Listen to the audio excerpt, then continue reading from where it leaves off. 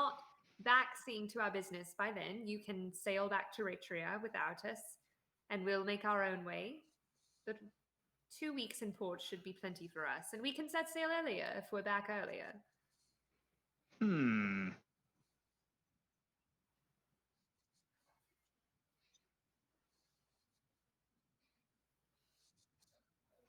That is true. Surely you have some clients in this part of the world. Of course, of course. With this festival coming in, you can maybe take advantage of some of the inebriated folk. Oh, I was planning on doing that, of course. That's like a very cynical thing for Brondir to say. It is very cynical. And I look at Brondir and I slap him on the back and I say, "Well, we have ourselves a schemer here." I am familiar with the city. Some memories not so fond, but may not say it for everyone. Brondir is a bit of a celebrity here in Abdeos, Captain Long. Wait. You're that Brondir. I am indeed. Yes, I've heard. It's going to make it difficult to lay low. I'll say that.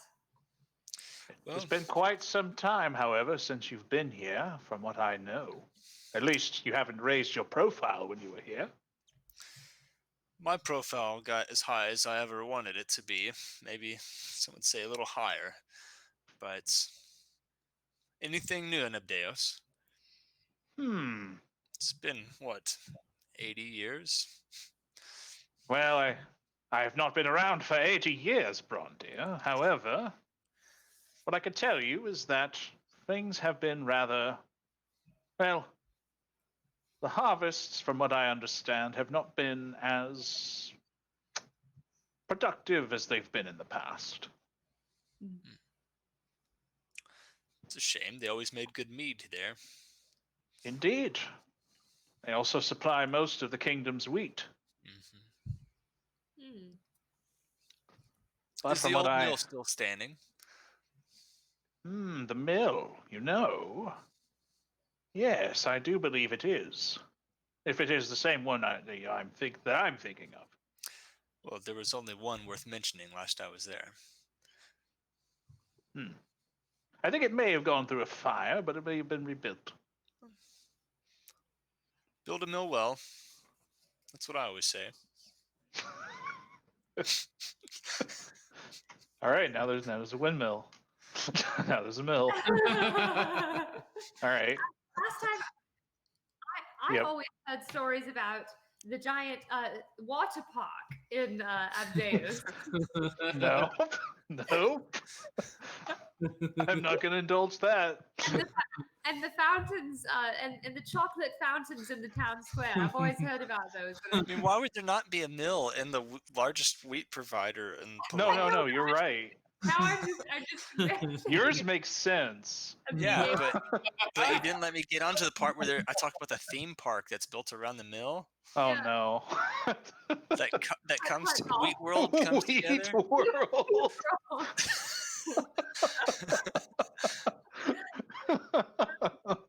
And they call it all those attendants as Wheaties.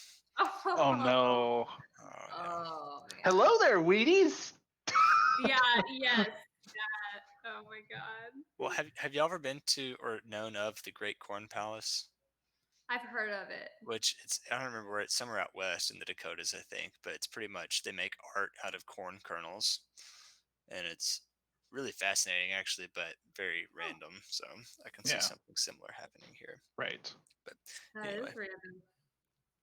I also want to say, Brondir, that whenever Sir Long puts together, like, you're that Brondir, like, some of his crew are like, oh my god, it's Brondir. Wait. Were you the one, you slew that that big giant, right? I pull out my axe and be like, with this one right here. Whoa, that's what the big Burning Man is based off of. Is it? I don't remember this Burning Man, but really vaguely remember hearing of the festival. It wasn't there. I was there for work and nothing else.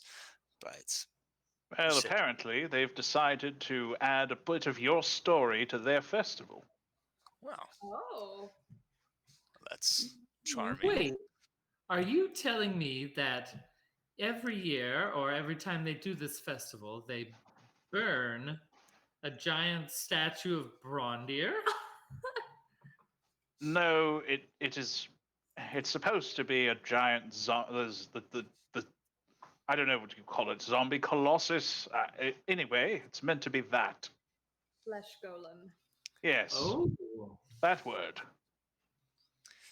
I gotta say, I'm looking a little forward to this now. It's more of would be a distraction, and um, but yeah, this would be Brondir, do something fun. you think they'll let you light the thing on fire? I feel like why wouldn't they? You're such a celebrity down here. Maybe Oh, you could I'm see sure they have an people. actual person of honor. Surely one of the Zenaris family will light it. I would just be happy to be in attendance, but looking forward to. Surely not. We have to ask. You haven't been down here in a long time. I'm sure they'd be honored to make you light it. Well, God. So this is the part where we jump cut to you guys in a prison cell.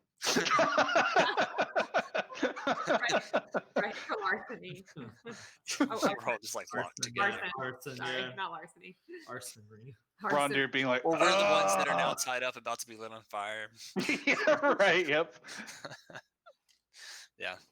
Brondir just moaning in just sheer agony of how stupid whatever Yeah. happened that got you there was. Yeah. Oh.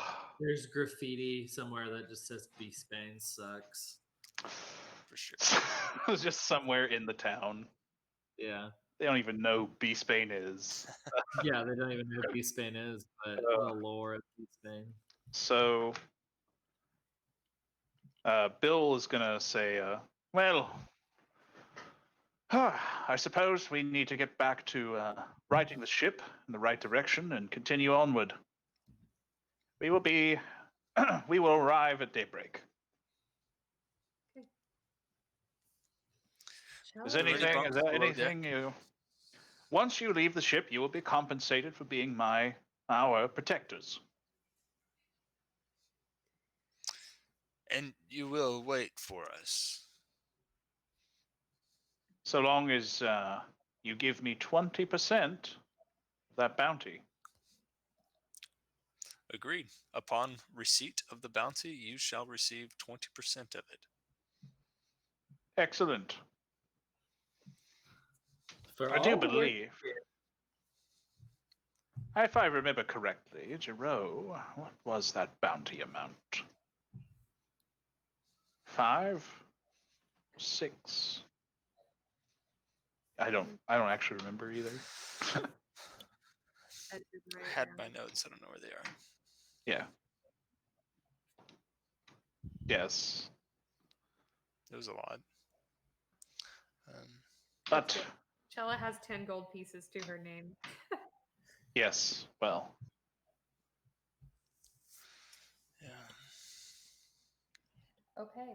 well, I'm you are gonna- now free to return to your quarters if you wish. If there's anything you would like to ask me, go ahead. The crew, and the crew is kind of pouring out of the bottom of the ship as they're getting back into their, their stations, I suppose. I don't have anything about the bounty. I just have that Zamith, the fright worker, was shirtless. That's all I wrote down. Out of all of the things I described, like Yeah. you're just like, yep, shirtless. That's it. Yeah, That's the one thing I need. Leader of the pirates, shirtless. Because I distinctly said he's shirtless. He's a Goliath. He has two. He's wields two axes. He has a Yeah. helmet. What else do Yeah. you need to know? Yeah. He's shirtless. Right. Okay. What are you rolling performance for, Rondir? I like that pipe that I bought. Oh, cool. Nice. I'm gonna go sit on the front part of the boat. I'm sure there's a technical term. Yeah, I don't remember it either. Stern? I don't know. Well, The front is the bow. The pointy end.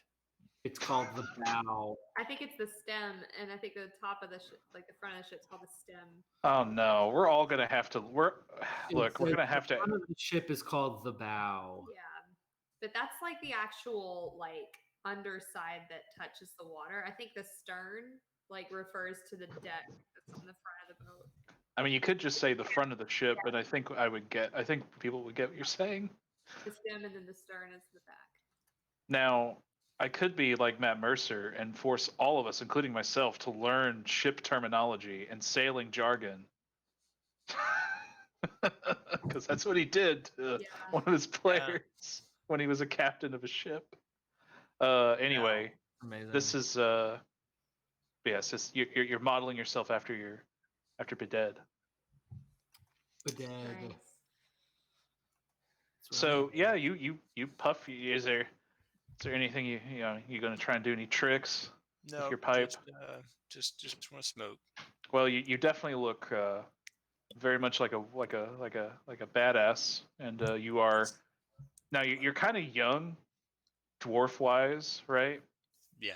But you smoking your pipe and all that kind of, you already feel more mature and cool. Love it. Wrinkles start crawling into my face. That's right. Feel the tar in your lungs. Love it. My voice becomes more raspy. Is there anything you want to do besides just smoking your pipe, looking out at the front of the ship? I don't think so. Okay. Felian, Chella, anything else you want to do? I think Chella's just gonna take her long rest and Fair. get her HP back. She got a little bit beat up in that fight. Maybe she's tending her wounds. I think she's got a couple nasty punches. Yeah. Felian doesn't sleep, so you're just tranced. Okay.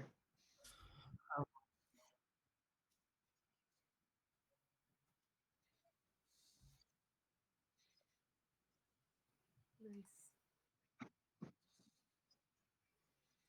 Roll performance. Ooh, roll that performance.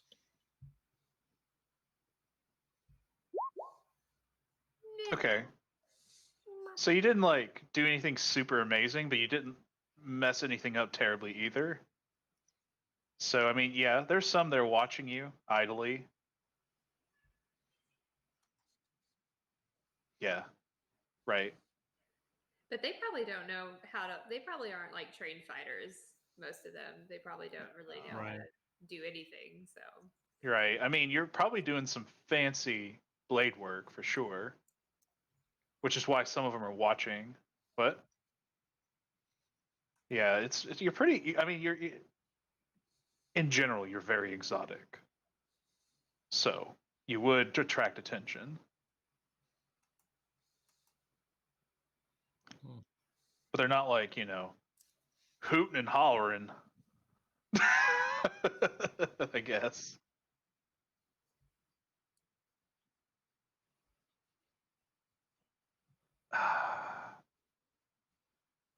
I would go with tattoo personally, but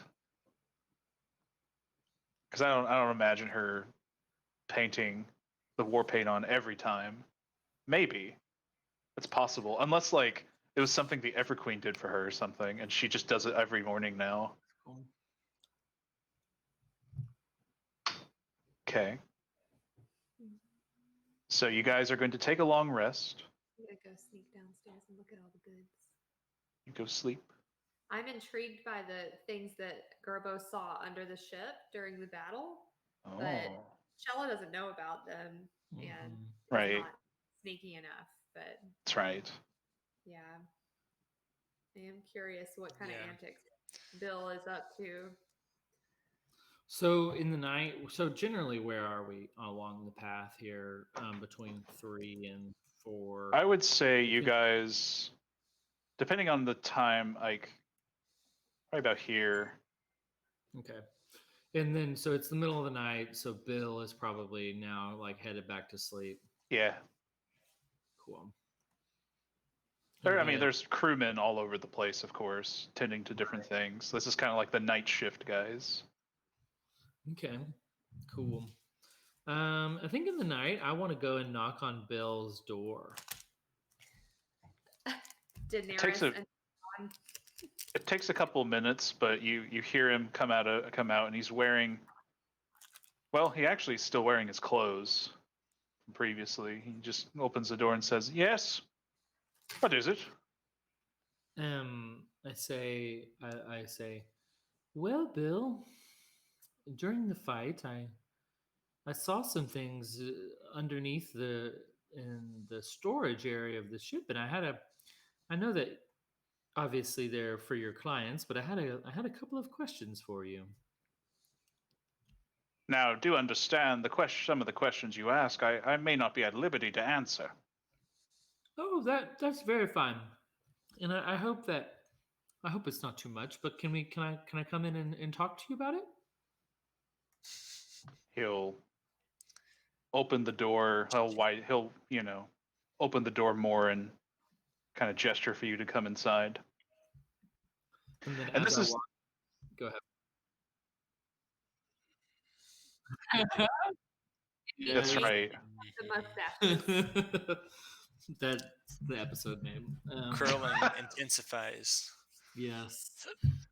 Well, you see. This is a lot of mustache energy right now. Yes.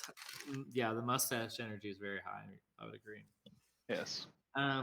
So I give me a word picture for the inside of the room. Of course. Captain's His captain's quarters. Bearskin rug. No bearskin rug. Oh dang. I was like super into that for a second. Platform. That just becomes Gerbo's mission to steal another bearskin rug. Anyway, so what you see in the captain's quarters is you actually see there's a bed. It's actually kind of simpler looking than you thought it would be for a captain's quarters. It seems kind of austere, I guess you could say. Mm. It has a desk with some navigational charts on it, a map of the continental map of Novera. You've also see a bookshelf lined with several different books, and also on the wall facing the bed, like on top of the desk, you actually see it appears to be a nice rapier that is kind of on display. Nice. There's also a few odds and ends that seem to be like a few like knickknacks or trinkets that are kind of strewn about the desk, kind of haphazardly. Okay. Anyway, he sits on the bed and he gestures for you to sit in the office or the desk chair. Okay. Now, what questions do you have for me regarding my cargo? Well,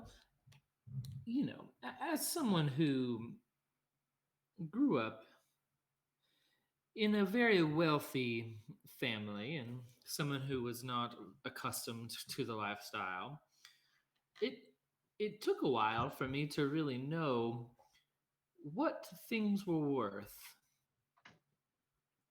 Do you feel like you know how much the things are worth that you're storing in your ship?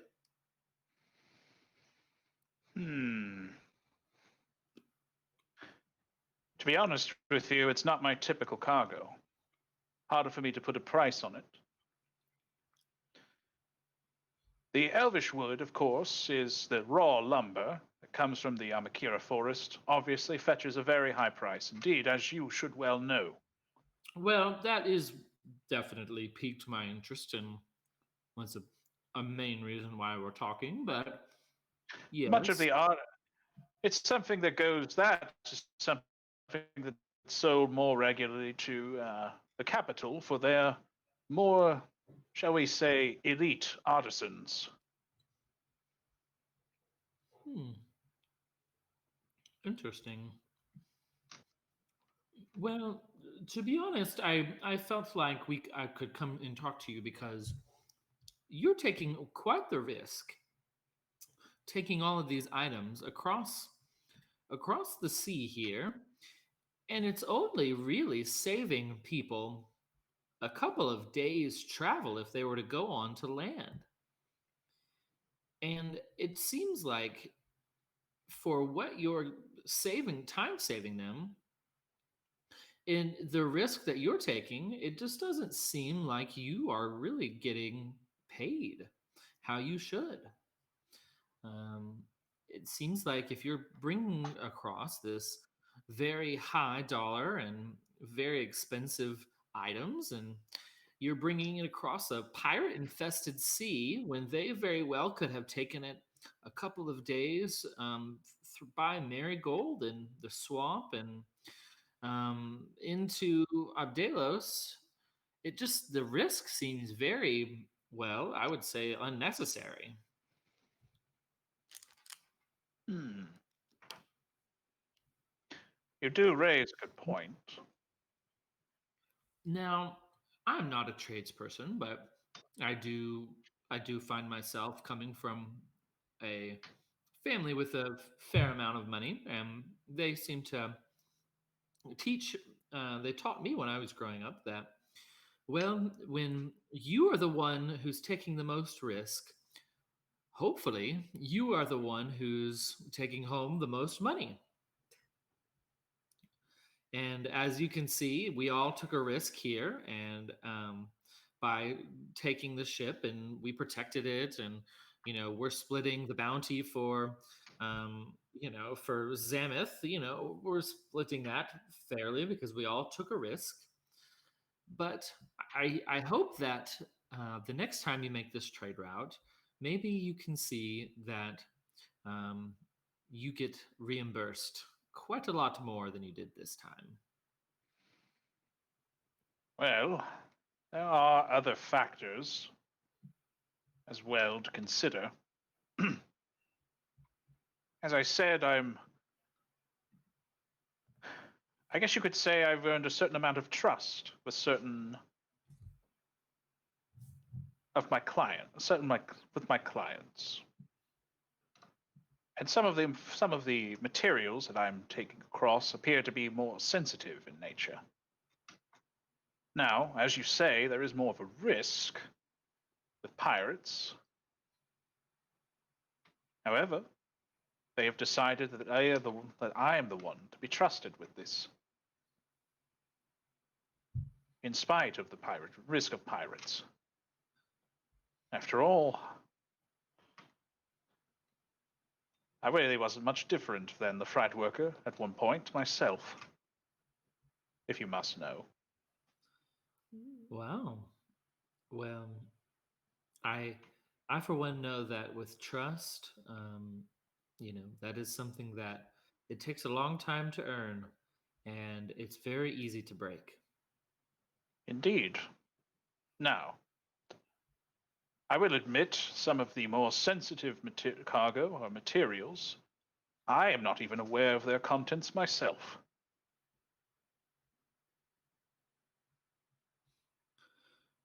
Wow. I mean, honestly, we if we pull into Abdelos, and I hope that um, they when they take everything off the ship, I hope that they treat everything with the level of respect that you're hoping for. Then, especially if you don't know how much it is or what's even in there, I hope they don't find anything illegal either.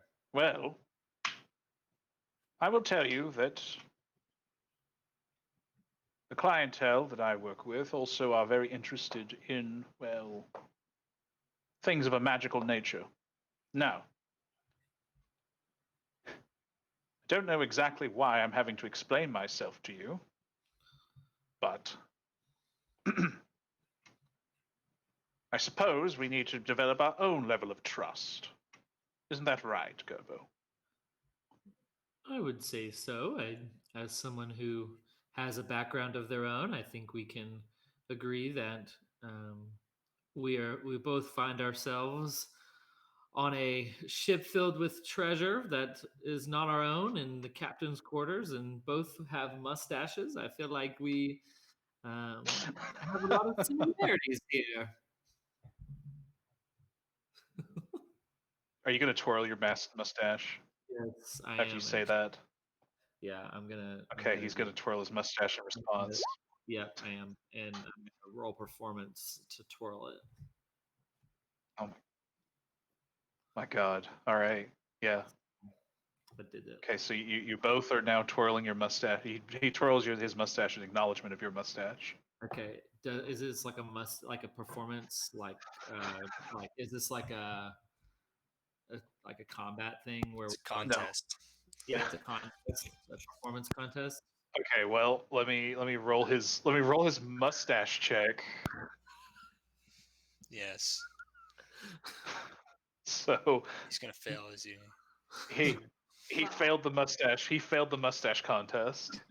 Nice. That seals the deal right there. It was all for that. It's like who has a stronger handshake or who has the Yes, stronger twirl. it's amazing. Okay, cool. Now, to answer your question, I am getting paid very handsomely for this. It's just the problem is that it comes down to the level of risk that I had to take. Granted, I had to hire a group of mercenaries before, however, they were unfortunately killed, and we had to give up some of our cargo in order to come back. But, as I said, my clients, at least some of them, have decided not to. Have decided it was still worthwhile to keep to allow the more sensitive material to be with me.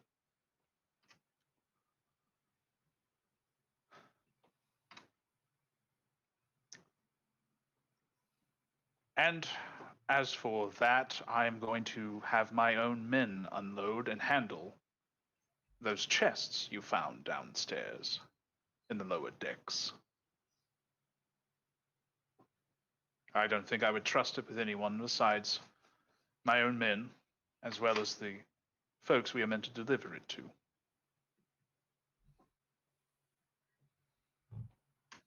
Now, will that be all?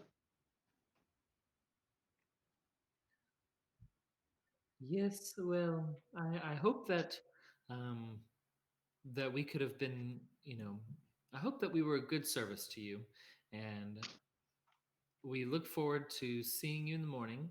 And I hope that your clients are satisfied with the way we protected everything.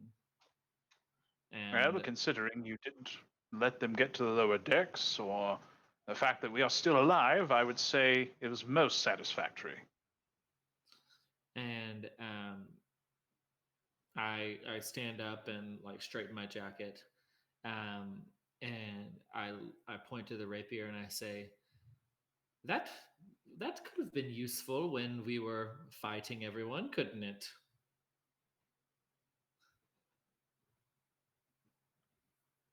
You know how to wield a rapier?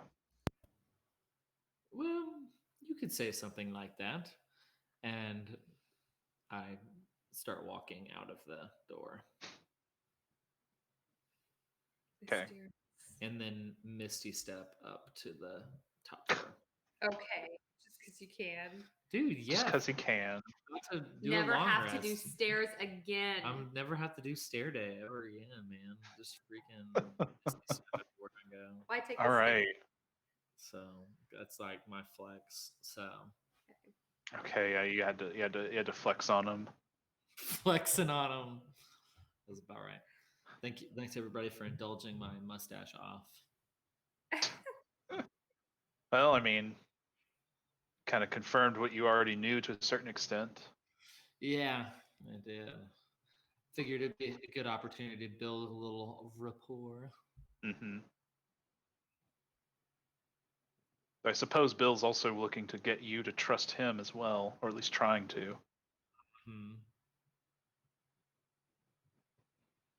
So anyway, there's more stuff that you guys are probably not going to explore. Unless you keep pressing the issue. You built So too rich of a world. Our characters are single-minded in their quest to save the planet and don't have time for all of our side explorations. Yeah, we can't go to the Thieves Guild. I feel like, I don't know. How about I'm on the bow of the ship. I'll do a perception check. okay, what are you trying to perceive? I'm just examining the craftsmanship of the ship. Okay. Nice. So this is a large, kind of trade vessel.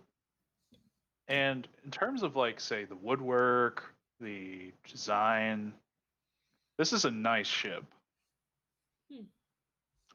Would that be strange that this is such a nice ship and it's a trade vessel? Like, you think it was something that was refitted? Like it's a little small for like a barge, right? You've seen the large barges that come through. Like you've been to the capital of Palan, you've Right. seen massive ships.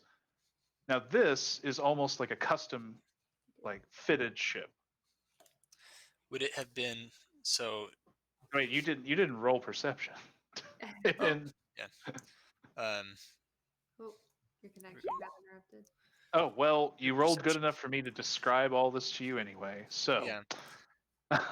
So would this have been repurposed? Is that what you said? Like maybe it used to be something else? right, that's what you're thinking based off of like, not that you have a ton of knowledge of ships, but based on like the kind of designs of it, you think it was custom fit or it was repurposed. Is there a mark of any craftsman that's specific to the ship where I could identify that? Like a particular like craftsman that you would Yeah. know? Like there's like, you know, signature ships where like this is a ship made by, I don't know, somebody. I'm curious on why. Well, I mean, I'm curious about a lot of things for Sir Bill, but Well, yeah. I think sitting on the front of a ship, like, and then going through and seeing the type of ship we just faced, like this isn't really fitted for fighting. It's not really fitted for trade. I'm just kind of curious on if there's something underlying here. And I don't know if like, I don't know. I'm just kind of.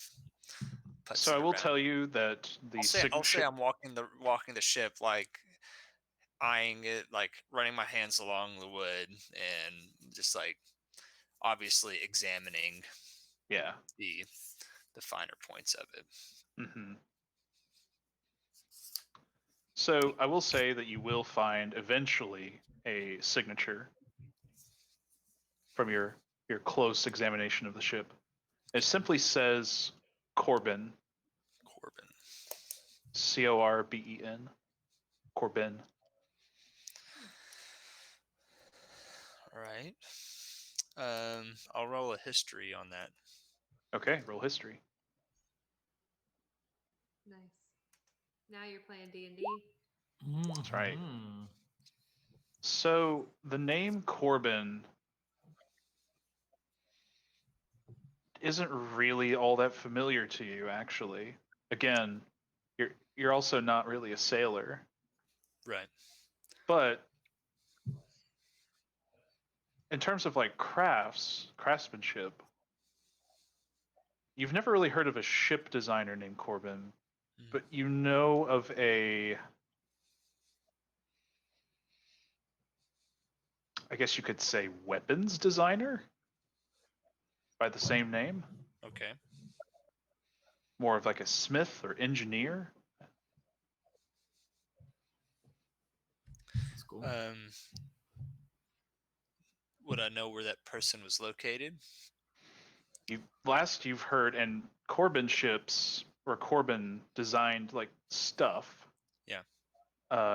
you think that originates from Adrianople, the capital. Right.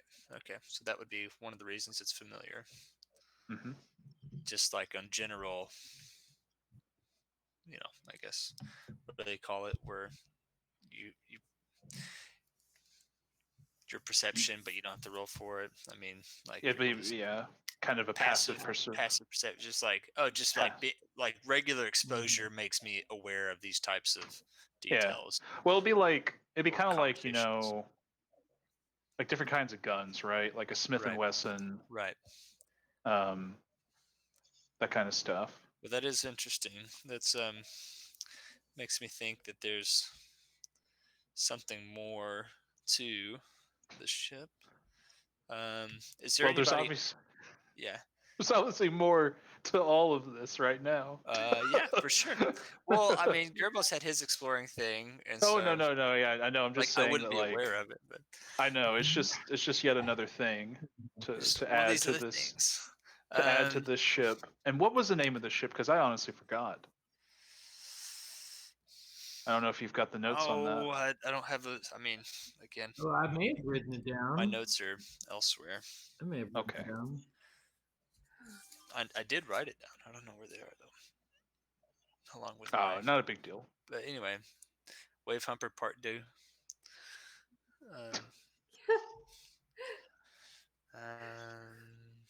Yeah. So is anybody else on Dauntless. Dauntless? It's The called Dauntless. the Dauntless. That's right, because it His- was yeah. the Pirates of the Caribbean ship. Oh, really? Did I ever tell you guys that? That's funny, Chad. I didn't know that. I don't know. Is anybody else on the ship, like on the deck? Yeah, there's crew that's kind of walking around, just tending to things. There's a guy up in the crow's nest. So yeah, there are some crew that are doing their thing. I'm gonna walk over to just some, I don't know, like I guess some guys that are just chilling. I don't know, whatever you do on deck. Where Well, you're just kind of like, I will say that some of them are actually seeing to the repairs of the superficial, that the cosmetic damage the ship took whenever there was. Keep in mind, it was like hamstrung by tentacles. So some parts of the ship are damaged. So some of them are seeing to that. But anyway. I want to help with some of the repairs then. Okay. Yeah. So I'm gonna walk up. What am I looking at? What are we repairing? So there's a siding of the ship, right?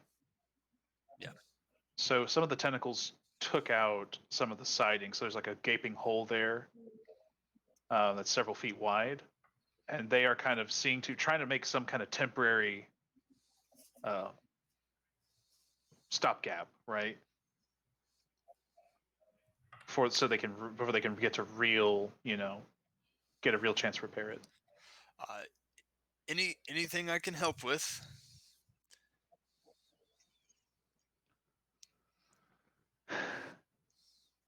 One of the guys turns to you and says,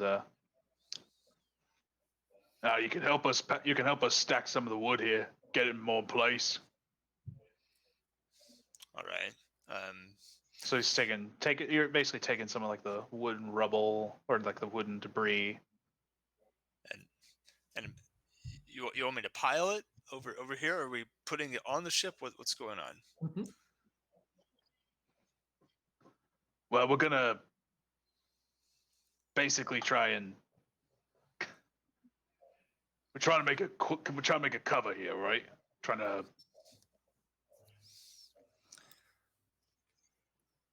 Just a quick patch. Yeah, just a quick patch. I got some nails and a hammer here. All right. Well, I pick up an absurd amount of wood. Okay. And, I'll pick up all of the wood and I say, over here. Our eyes are gonna kind of go a bit bug-eyed, like, yeah, over there. Yeah. All right. And then I would say, okay. Is there anything actually technical that I can do? This is okay. You can hammer. I can hold one of you over the side while you nail this thing up. Actually, you know what? That would be really good. All right. Well, take out So some how- rope, Okay. make a harness for this dude. Yeah. Because Okay. I'm assuming I would know that, and knots from Yeah. caving and stuff. From your spelunking days. Yeah. Yes, for sure. So, all right. Do two of you want to go? One on each side. You can hold boards. I've got this, and just like kind of tap on the rail. All right. Okay. So, yeah, this is good help. Just be sure to hold me in and don't let go. Well, don't you worry about that. Please don't let go. So like after they're kind of spend some time nailing up a siding of the ship, you're going to lower him over the side you're going to lower him overboard, where he's going to start doing some patchwork on the side of the ship. And I'm going to need you to make a strength check. You'll have advantage though. God. Ah! You did roll. Ooh. Okay. So you Nice. have advantage. 20. Yeah, No, you had advantage. Oh. advantage on it. Sorry. That's right. So how long have you been working for Sir Bill? About a year now. And how did you come across this way of life?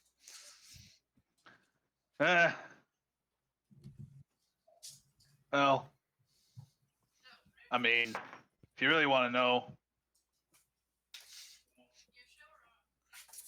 used to be a farmer. Then that went tits up. Here, River, go. Then I Go. turned to stealing stuff. Then that went tits up. Spent some time in prison. So I decided to, be a change of pace. Heard a lot of stuff about Sir Bill. Brought me on. Need a crewman. So does Bill usually hire ex-cons? Granted, I'm holding this guy over the side of the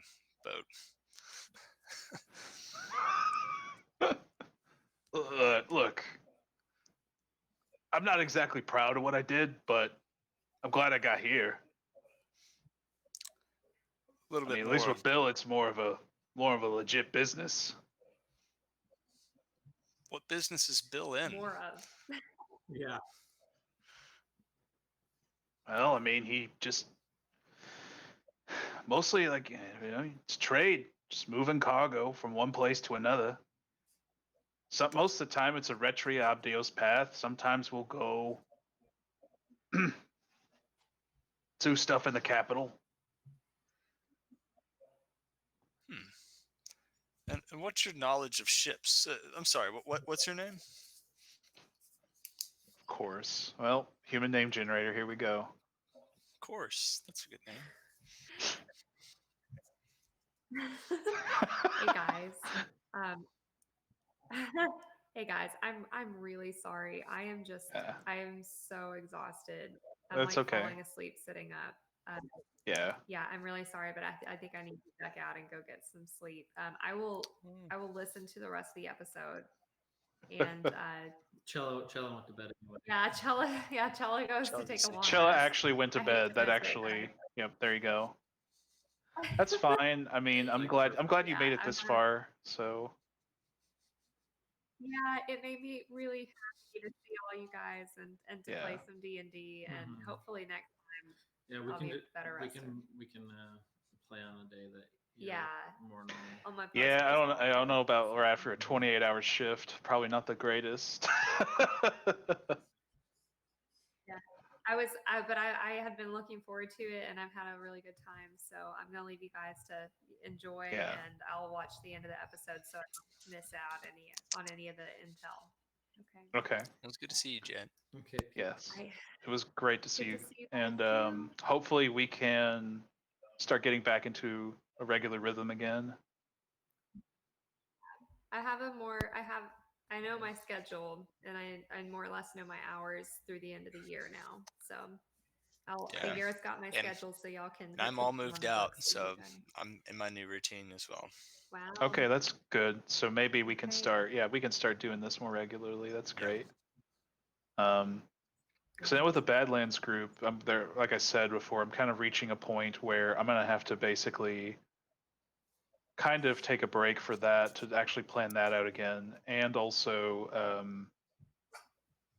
I'm hoping I can actually keep that group going and doing one shots and stuff like that.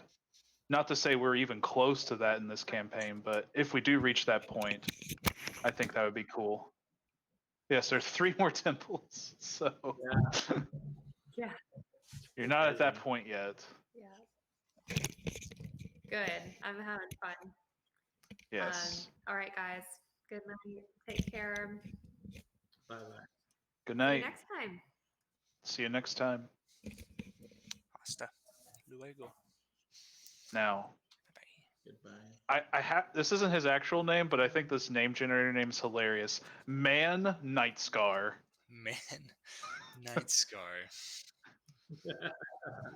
Name's Man. That's actually. It is worse than Guy. I'm gonna get. I'm gonna get headphones and put them on. Okay. Let's see. But call me Tep. Tep. Tep. Tep.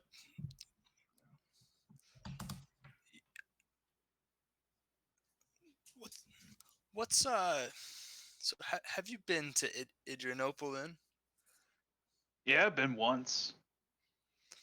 And what did you think of the ships there? Oh, they were massive. A lot of them real big, except for some of the fishing boats. Some of the nobility have some sailboats or whatever they're called. Real fancy. So what do you think of this ship? So She's unique. Dauntless. there's it's pretty interesting. It's definitely the craftsmanship supersedes anything of a trade ship that I've seen, and it just Well, I mean, it's as far as I know, it's been Bill's ship for a long time. And what all do you know of Bill? Honestly, he keeps a lot of stuff close to his chest, but as far as I know, he used to do a bit of forceful trading of his own. Forceful. That's a interesting adjective.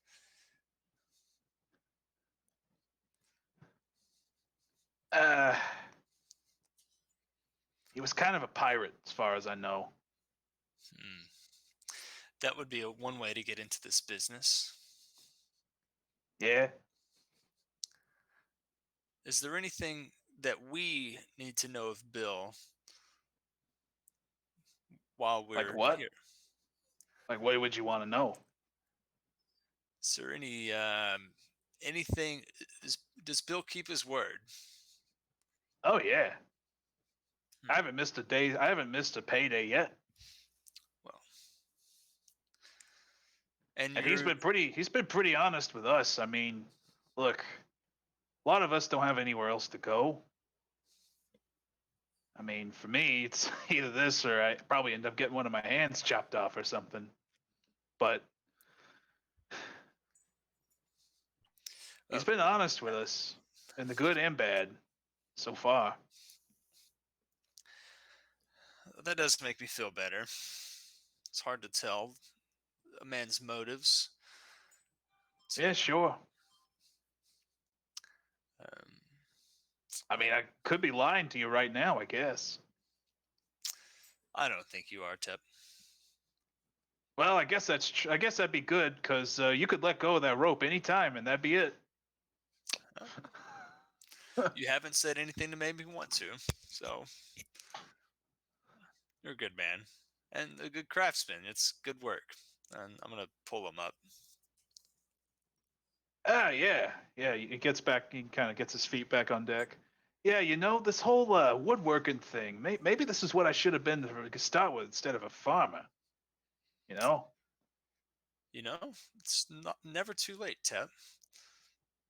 The work you did there is admirable. Once we get to dock, then we can really get this thing shining again. I didn't. I'm just gonna, tap him on the shoulder. Good talking to you, Tep. We will. I'm gonna retire. Cling, and then I teleport. Right, just teleport to bed. Well, I wanted Okay, to put him in a vulnerable spot in case anything did happen. I'd have the upper hand, but it sounds like he's just a solid dude that just wants to do work. So, what are you Yeah. gonna do? Can't win them all. That's right. I mean, he's just a regular dude. regular dude who had a bit of a hard history, and now he's here and making the best of it. Yeah. The inspirational story of Teb. Yeah. Cool. Yeah. I don't know. I'm just gonna. I'm just gonna Okay. go to my quarters, and that'll be it. Okay. So I'm going to fast forward time to dawn of the next day. I don't know what Gareth is doing. I don't see his video. Yeah, he just cut it out. I don't know what's going on. Gerber.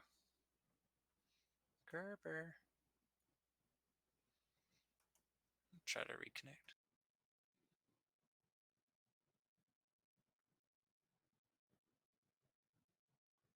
Can you see him? Oh. Yeah. Any better?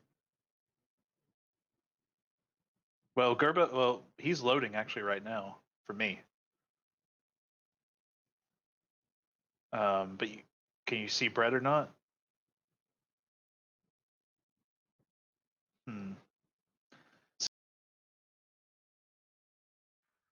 Oh, I can hear. I can see Aphelion. God. Yeah, Why I does this can't keep see happening? Zach either. Okay. Can you see? Wait. Is Gareth there? Sorry, I ended up resetting over here so I could see everybody. See, now I got to do it. Well, see, now I'm gonna have to reconnect.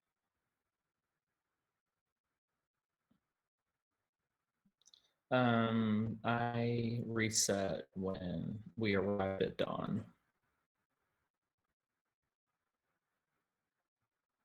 I can see everybody.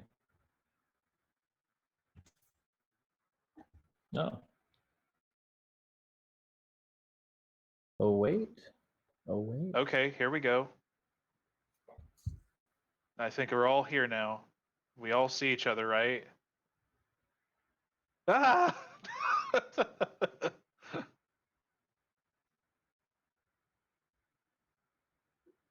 the hell is this? Yeah, you probably have to do a full-on browser reset. I ended up closing out my window altogether and then opening a new window. See, I just reconnected, and that apparently was what did it for me. But yeah, in the past, I've had to fully close the window and reopen it and everything.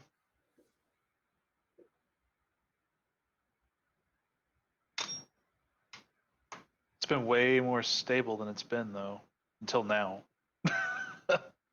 Yeah, there was like a constant set of reconnecting almost every time we do this. Yeah. Because our internet is bad out here. I see a blank screen. Mm-hmm. It's black.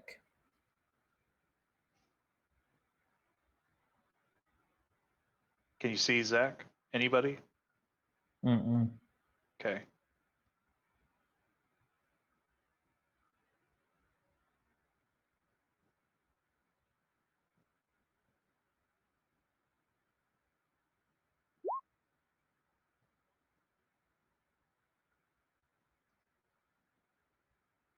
Zach sees everyone.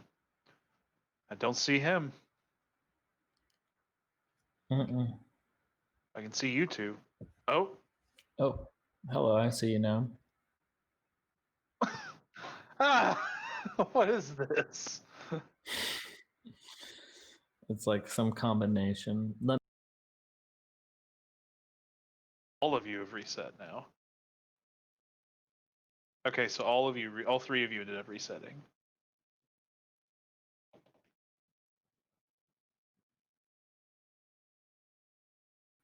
I see what. I see all three everybody. of you. I see everybody. What is this? What is this madness? Oh my god, it's amazing. I'm on Chrome. I'm on Chrome.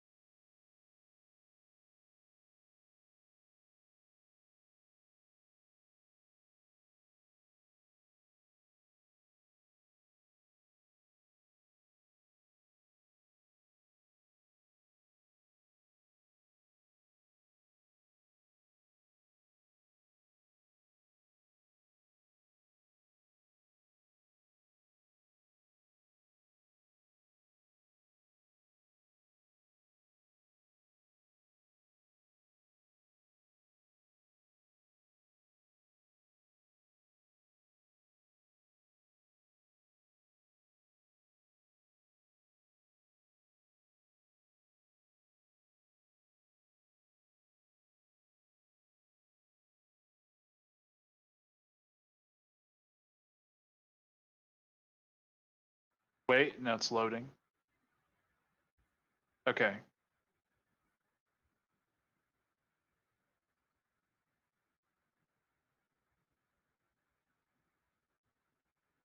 Brett, can you see everybody or no?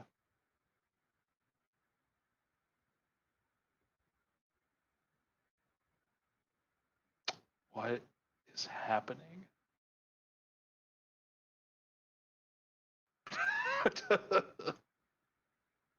I guess I'm gonna do that. All right.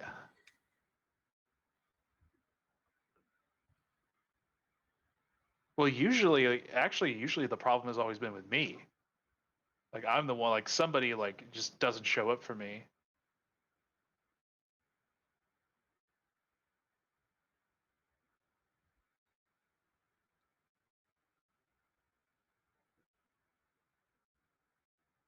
Mm-hmm. I see everybody.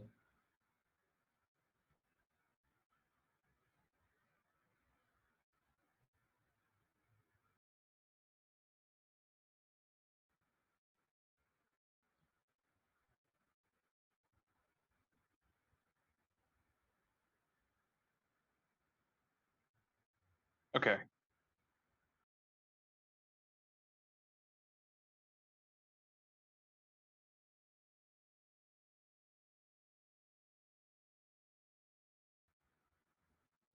Oh, there we go.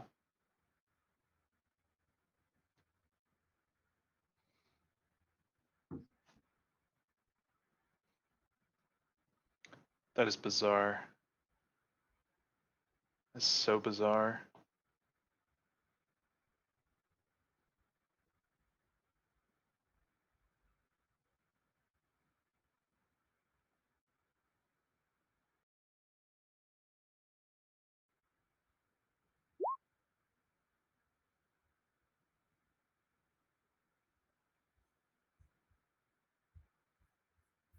That is so weird. And can you hear each other though? Yikes.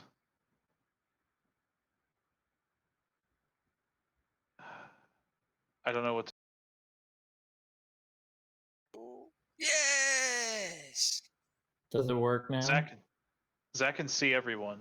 Got it.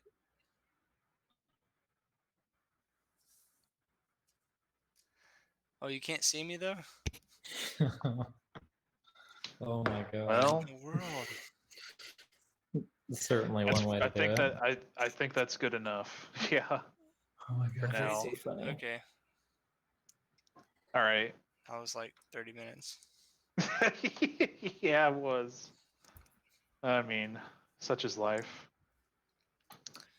So you guys, it's the dawn of the next day. Um,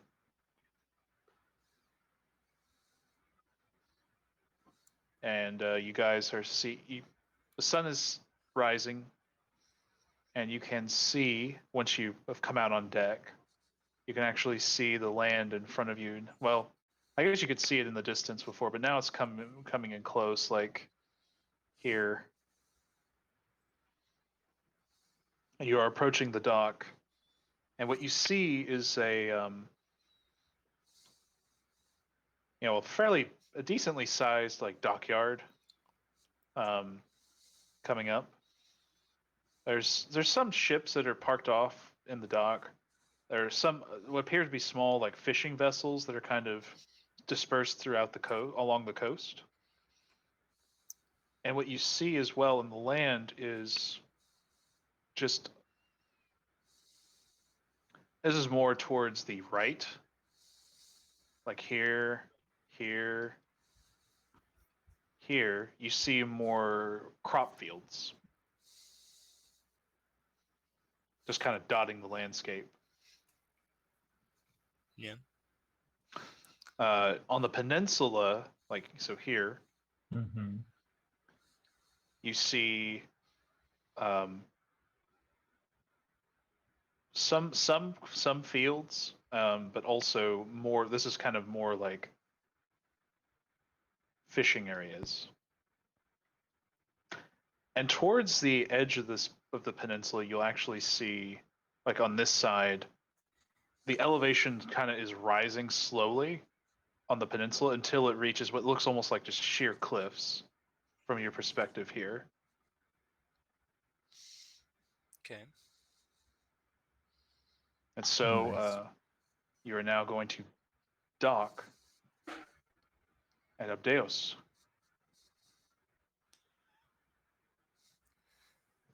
Is the dock on the north side or the south side of this peninsula? I guess the north side. Here. All right. Drew, didn't you say at some And point so we're is actually this viewing this from a different angle? Like we're viewing this isn't actually north and south. Did you say that at one point? I don't remember it Oh, okay. because Continue. I think this, like, I think this is north. This is south, Okay. east, west. Other way. Huh?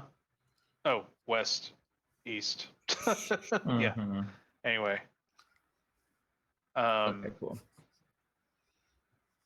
That may have been when I was describing like the directions of the ship and stuff before the encounter. That's probably what okay. you were thinking of. Yeah, maybe.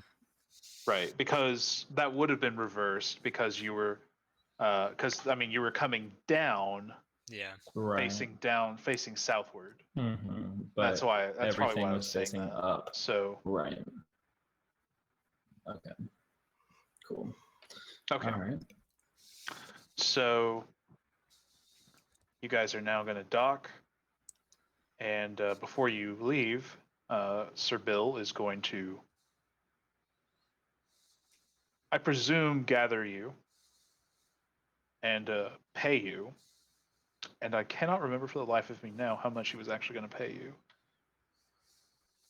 I think it was.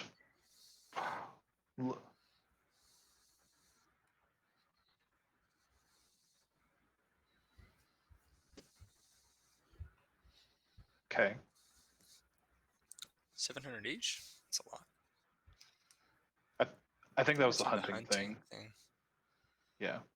I think what he did is he paid you. That's right. If I remember right, he paid you 400 up front. And then he was going to pay you another 400, another 600 once you guys landed on the other side. Okay, and that was each. Cool. So 600 divided amongst all of you. Okay, gotcha. So 4. Yeah. Cool. 150 each. 150. Calculator. Yep. Chellers. Let me add that to my inventory. Clean, clean, clean, clean. That's the sound of the gold. Yep. But as Sir Bill was paying you guys, some of his crew are already like kind of getting out of the ship and onto the dock and leaving the dockyard.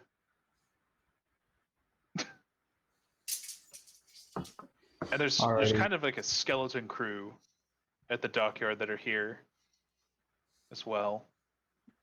And there's a lot like there's several different types. There's several different ships here, but there's not really any crew to be seen. Okay. Yeah. So, where is everybody? There's just an older man that's kind of overseeing. That's the dock. I guess you could call either dock master or one of the dock workers. He says, well, they're getting ready for the festival. Some are partaking a little early in celebrations. When does the festival actually start? Couple days from now. What's the best way to get to Abdeos from here? Is there Sebastians that we can take part of? I Well, said see what? that? The way this map is set up, it looks like it's a little bit of a trip into Abdeos. Is that accurate, or do you want to make this a port town? It's more of a port town, Okay. I would think. I mean, there is some distance between the dock and the actual town itself, but it's probably Okay. like a 30-minute walk. Okay, cool.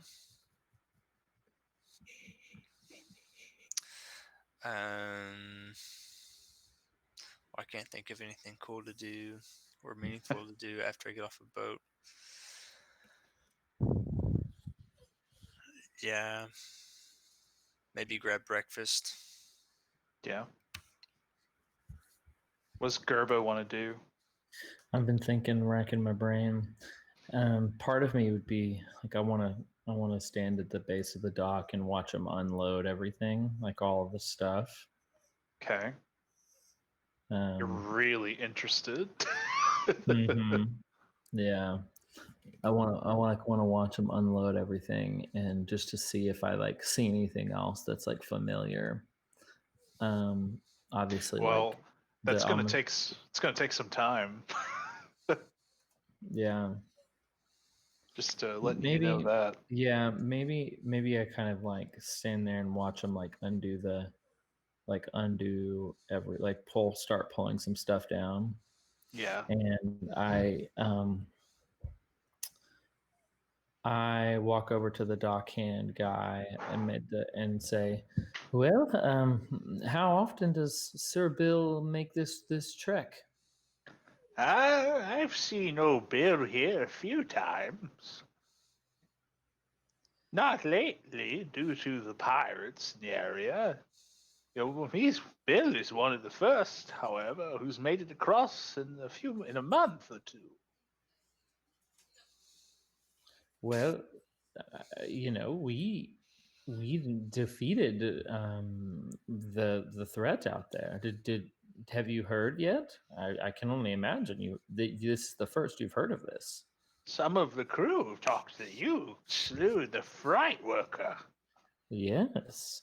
Well, I hope that this brings more business to Abdelos, and um, I was wondering if Bill is ever does he always bring these fancy items with him? She's okay. He brings all sorts of things with him. He takes on the more unique cargoes. One time he held over statues. Just statues. Strangest thing I saw. Hmm. What were they statues of? Depictions of all sorts. One of them was a bear, another a lion. Some depictions of hunters. Some of monsters. I wonder if this has anything to do with Beded's. Or Beded got his statues. Hmm. Well, to be fair, those were wooden sculptures, Oh, okay. sir. True. Yeah, right. Okay. Interesting. I think Chella she would have woken up, so maybe we just say that she's with us. Yeah, With wherever we go. she is with Um, you. Yeah, I mean, yeah. that'll be the assumption, unless Mhm. there's something really crazy. Um, I think that obviously Brondir, he kind of knows this town more than anybody else, so I would look to Brondir and say, well, are we supposed to get ourselves in trouble in some tavern somewhere? What do you think? I think every good day starts with a good meal, and I know just the place. All right. Where are we headed? Yeah, dude, where are we Tavern. heading? Tavern name generator. Beautiful, absolutely beautiful. Oh, let's see. Chum bucket.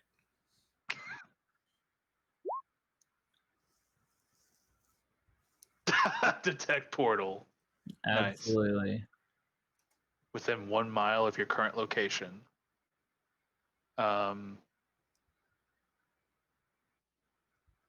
Yes.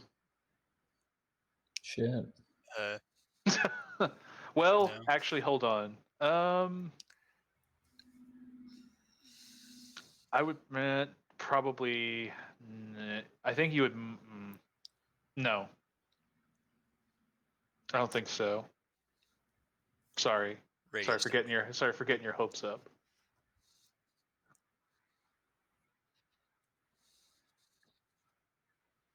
It just. Yep. Immediately, you found it. Or it's the tavern we're going to right now. You know, this tavern used to be a wind temple. Amazing. They just have the portal just right there. Yeah. Yeah, that's one of our tourist attractions. We pay people so they can go and interact with the portal or whatever. It's what brings people into Millfest year after year. Or what do we call it? Or Grain Fest or something. The Harvest Fest. Harvest. I need to come up with an actual name for that. I like Mill Fest. The Mill Fest. I'm pretty partial to the Windy Geese pub. The Windy Geese. Windy Geese. Oh my god, that's amazing. You gonna go to Wendy's, Brondir? Yes. Oh, the best goose nuggets you've had. All right, Fried batter is delectable. The Windy Geese. So as you're traveling through the town, and I'm not gonna, at least at this point, unless you guys want to look at something closer, I'm not gonna make you roll any perception or investigation checks. I'm gonna lay out kind of the basic scene for you. I'm going to put up gonna say I have like a little hood. I'm gonna put Oh, it up. okay. Are you gonna hood yourself? Okay. Yeah. All right. All right. So as you're kind of walking towards town, you can kind of look across the landscape and you see, like I said before, a lot of croplands, but a lot of them look to have been already harvested. There are still some that are like in the process of being harvested by farmers. There's also what appears to be a lot of hay bales that have been made. Hmm. And it looks like some of the farmers are kind of loading and moving hay bales on wagons towards Abdeos. Nice. In preparation for Harvest Fest, I assume. As you're going along, you'll see some of the townsfolk are kind of just walking along the road looking at stuff. Some people are also taking in the sights and sounds. You already see a guy on the side of the road that's kind of passed out, Nice. asleep. So it's like vendors setting up shops, like getting ready for the Yeah, thing. But yeah, right. kinda There's some like, there's some vendors that are kind of getting things ready. I Oh. think I don't know if you were ever in Fayetteville for Bikes Blues Barbecue, but I kind of think about like the motorcyclists starting to trickle in a Mhm. little early, Mhm. get there, and it's not full biker Yeah, infested, but not yet, but you yeah, still got your guys that are still sure. rowdy. Hmm. And it looks like Gareth just completely phased out of existence Bye, on Gary. roll 20. I don't know Oh. what happened there. I I'm see still- like I can like. Oh, Ooh, what happened? There you are. what Like what I happened? could Are still you? like, Can you? yeah, Can everybody hear me Yeah. and see me? yeah. Well, I can see you. I've been able to see and hear you the whole time, but Hmm. like you kind of just disappeared there. Did you hear everything we said, Gareth? Yeah. Oh, weird. It's just like your image just went away for a little bit. Yeah, like it was just completely gone. Oh. Yeah, we were talking about bikes was barbecue.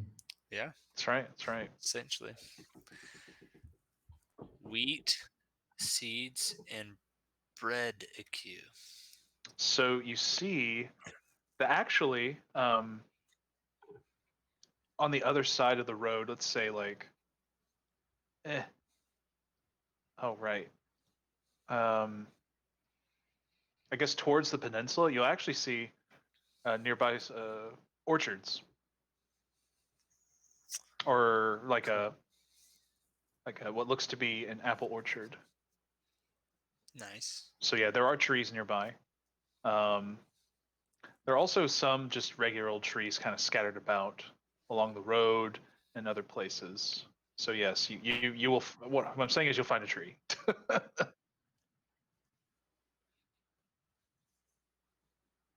Oh geez. The biggest tree in town. Chella will follow you. That's probably would be in Chella's interest as well. Yeah, she's gonna try to look for mushrooms. Mm-hmm. Just imagine a Felion turning to Forage. Chella and just deadpan. Let's go find the biggest tree in the area. Chella's just That's like, awesome. yes. Yes. Chella's Chella's just like, like, okay. yes, Let's do that. obviously. And Brondir and Gareth are like, or Brondir and Gerbo are like, let's go get food and get really drunk. Yes. Yes. Yes. We agree on this. Yes. We are of one mind. Yes, amazing. Absolutely Okay. amazing. So the biggest tree in the town of Abdeos that's not like out of your way.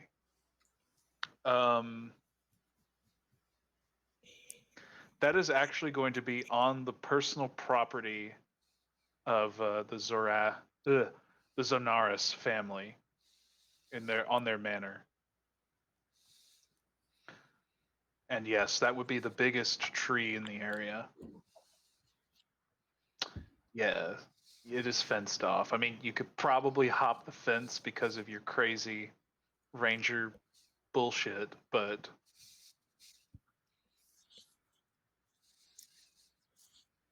okay, fair enough. Well, the second biggest tree in the town would belong to, well, it wouldn't belong to anybody. It would actually be towards the swamps.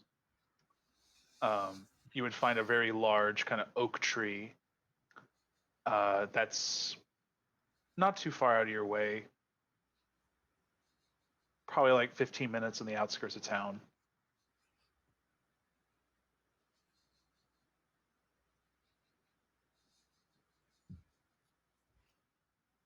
Okay. I will say that it's a tree that's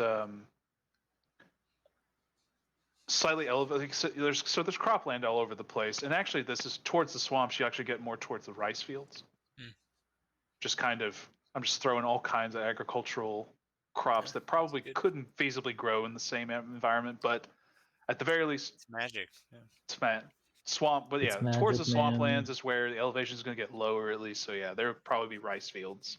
Mm-hmm. However, in this, it's almost like an island to itself of this large oak tree that it seems to actually have grown almost on a rock or a large boulder, and the roots are kind of going over and down into the earth around it. But yes, you approach the tree.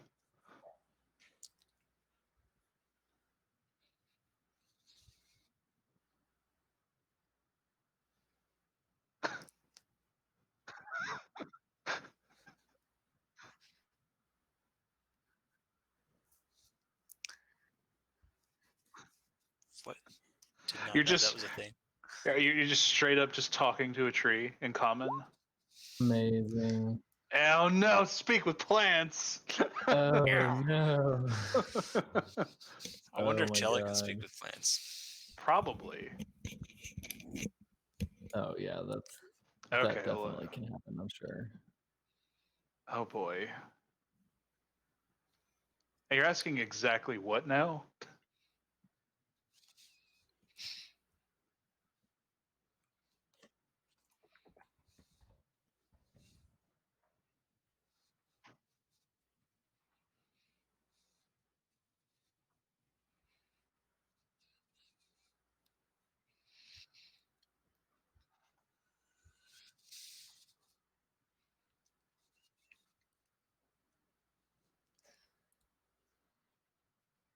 Yes.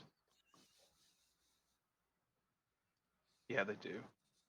Actually, I, what's your passive perception? Yeah, pretty. I knew it was really high, pretty high. So I think just you looking at the tree, you could tell that it actually looks kind of windswept, if that makes sense. Like it doesn't really have any leaves on it, or very many leaves at all, and it almost looks like it's kind of tilted slightly from kind of just wind pressures over time. Anyway,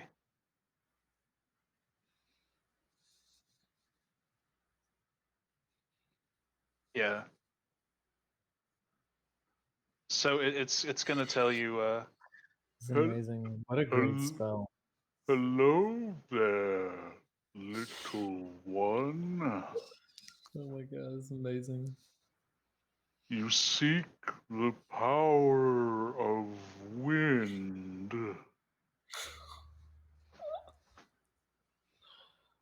Oh my God.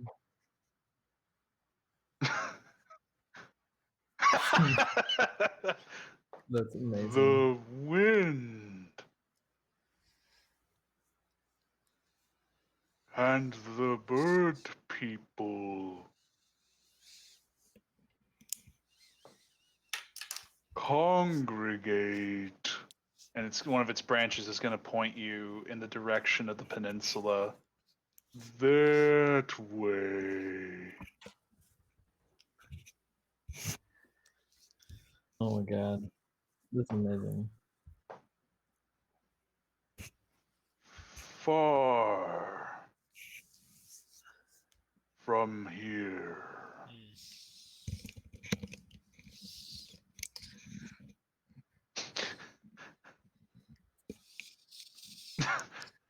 Thank you, little. And you just walk away as he.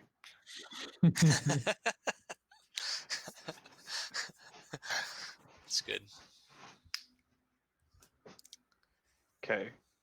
Does anybody run a roll for Chella for her harvesting? It'd be survival. It'd be She, survival. yeah, it's like I don't have her character sheet open. I can pull it open though.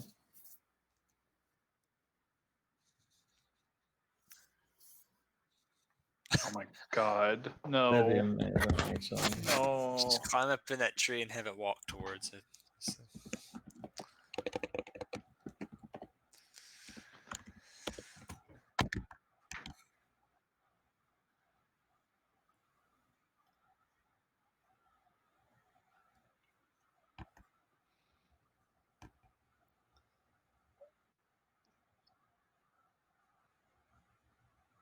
That's awesome. Okay, since you asked so nicely, the thorns just untangle themselves. Exactly. That's good. No one's ever asked us politely before. I'm pulling up Jet's D&D Beyond here.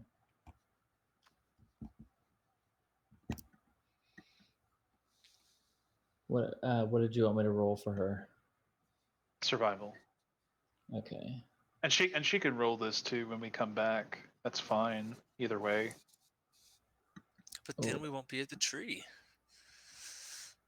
That's true. Okay. Listen, I need to tell you guys that so in one of Brett's campaigns, we actually got we talked we were in a town with a sentient tree that was the mayor. Wow. It was an awakened tree. But anyway, it gave us one of its branches. And basically we could use the branch to create a young awakened tree. And That's well, amazing. Was it Baby named Groot?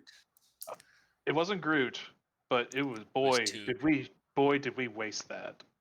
Anyway, because we were in a swamp area and we're like, wait, what if we use this to awaken a tree and it'll tell us where to go? And so we did that. And it's like, why am I here? This soil is hurting me. I do not like. And we named it Morningwood. Oh my god, that's amazing. Nice. Absolutely amazing name. So, She did. but what's even better is we transformed it into a squirrel to move it to a new location where it could live. Wow.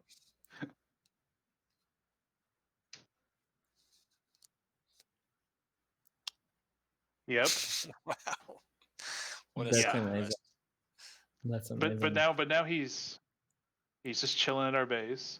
There is a druid spell that allows you to move through trees, like kind of like a teleport. And so anytime people go back to our base with that ability, we just assume it's just Morningwood's just sitting there, and then all of a sudden his mouth has to elongate to let people through it, and he's like, That's amazing. That's oh my good. god, that's awesome. that is a very unpleasant feeling. It's good. Okay, that's fine. I'll get my tree talking skills. You need to do the tree voice from the movie Pocahontas, or whatever they call Oh, like that- the old lady tree? the old lady tree. Oh man, I'd have to watch it again to even know what it sounded like. Yeah, whatever an old lady. I sounds rolled like. I rolled an 18 and then it's +4. So she did really well on her foraging. Mhm. Yeah, she foraged a lot of shit. So I would say that she is. The problem is, there's all kinds of bizarre ingredients she's gonna want, and I Yeah. have no idea what they could be. Mm. But Okay, that's a good so question. that's probably something we can clear with her later. We just need to remember the result of that roll so we can kind of. But I would assume that she's probably looking generally for mushrooms and plants and probably dead animals too. Which I'm sure she will find all of those. Yeah, I don't see anything in here like specifically that's like you need to gather X item. Right. This is cello we're talking about. I mean, Yeah, it doesn't say anything about you need to gather like the toenails of a dead giraffe. right. She might need But it. she might That's the thing, though. She might need it. That's right. So I don't yet know. So Okay. I did roll a 24 though, so we can file that away. Yeah, just be sure to save that as- knowledge somewhere. Yeah, yeah. Um, So she did an expert roll. She's gonna forage for stuff very well. Um, all right, so Brondir, Gerbo, you guys are making your way towards the Windy Goose, and Yes. as you're getting towards like the center of town, I would say that you're starting to see more of a buzz of activity, right? Like you said, more vendors, more hay bales are kind of moved along, and it looks as if some of them are going towards a building, like some of these hay bales or wagons full of hay bales. Others are going towards the outskirts of town. You just assume this is all festivity preparation. You'll actually see barrels of you assume or alcohols are being kind of moved to different spots in the main courtyard area. And as you're going along, you actually are going to see you're going to see the main manor, which is kind of towards the center of town. And Brondir, obviously, most of this is familiar to you. The town hasn't changed terribly much in 80 years. The manor has also, stuff has altered somewhat in your time since your absence, but the manor almost remains exactly the same as you're passing through the center of town. It's kind of a comforting thing for you. Yeah. I'll just say that you had a pretty good relationship with the Zaranus that was ruling at the time, and you're hoping that maybe that goodwill can go through generations. Sure. But yeah, you do make it to the Windy Goose, and this has also gone through some renovations. It's a bit nicer than you remembered it, and instead of there being an old barmaid, there's now a couple of young barmaids that are manning the table, and looks as if there's quite a crowd here. Actually, there's a lot of people are eating and drinking breakfast. Mm-hmm. So one thing that I didn't know if it would be best to retcon or leave it as the 80-year thing, because I was trying to think on how long a folk hero class would actually carry over until you became just like a legend, right? So like if I was able to take the benefits of folk hero, which essentially is like go into any common place and Yeah. be welcomed there off of sight or name. Mm-hmm.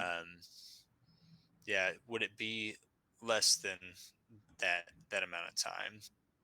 I just kind of said 80 years because I'm a dwarf and I was making a statement against a human while I was talking, but I don't know. What do you think? Like, would it be? It's a tough thing to kind of measure, I feel like, but I do think, with the passage of time, I mean, your story has kind of turned into a local legend here, obviously. I feel like, though, I think, like, obviously, not many people have actually seen you in person, right? That are still alive. Okay. But I think that if they knew your name and you kind of made your presence known, however way you want to do that, I think they would. It'd be like running into a celebrity, right? Or it'd be like running into. It's like, I guess it'd be almost like someone running into Paul Bunyan, Sure. kind of like a know. legend, almost a legendary figure, right? Mythical, even to a certain extent. Amazing. But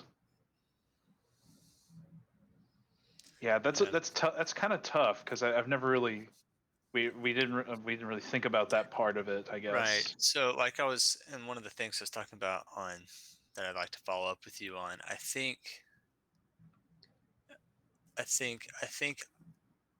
it would, I think it would be good to have it be sooner than later, like a passage of time, maybe like a generation pass, um, as Mm. far as like, or maybe not a generation, but maybe a decade or two, like maybe 15, 20 years or so, where because I have something in mind that I'd like to run by you.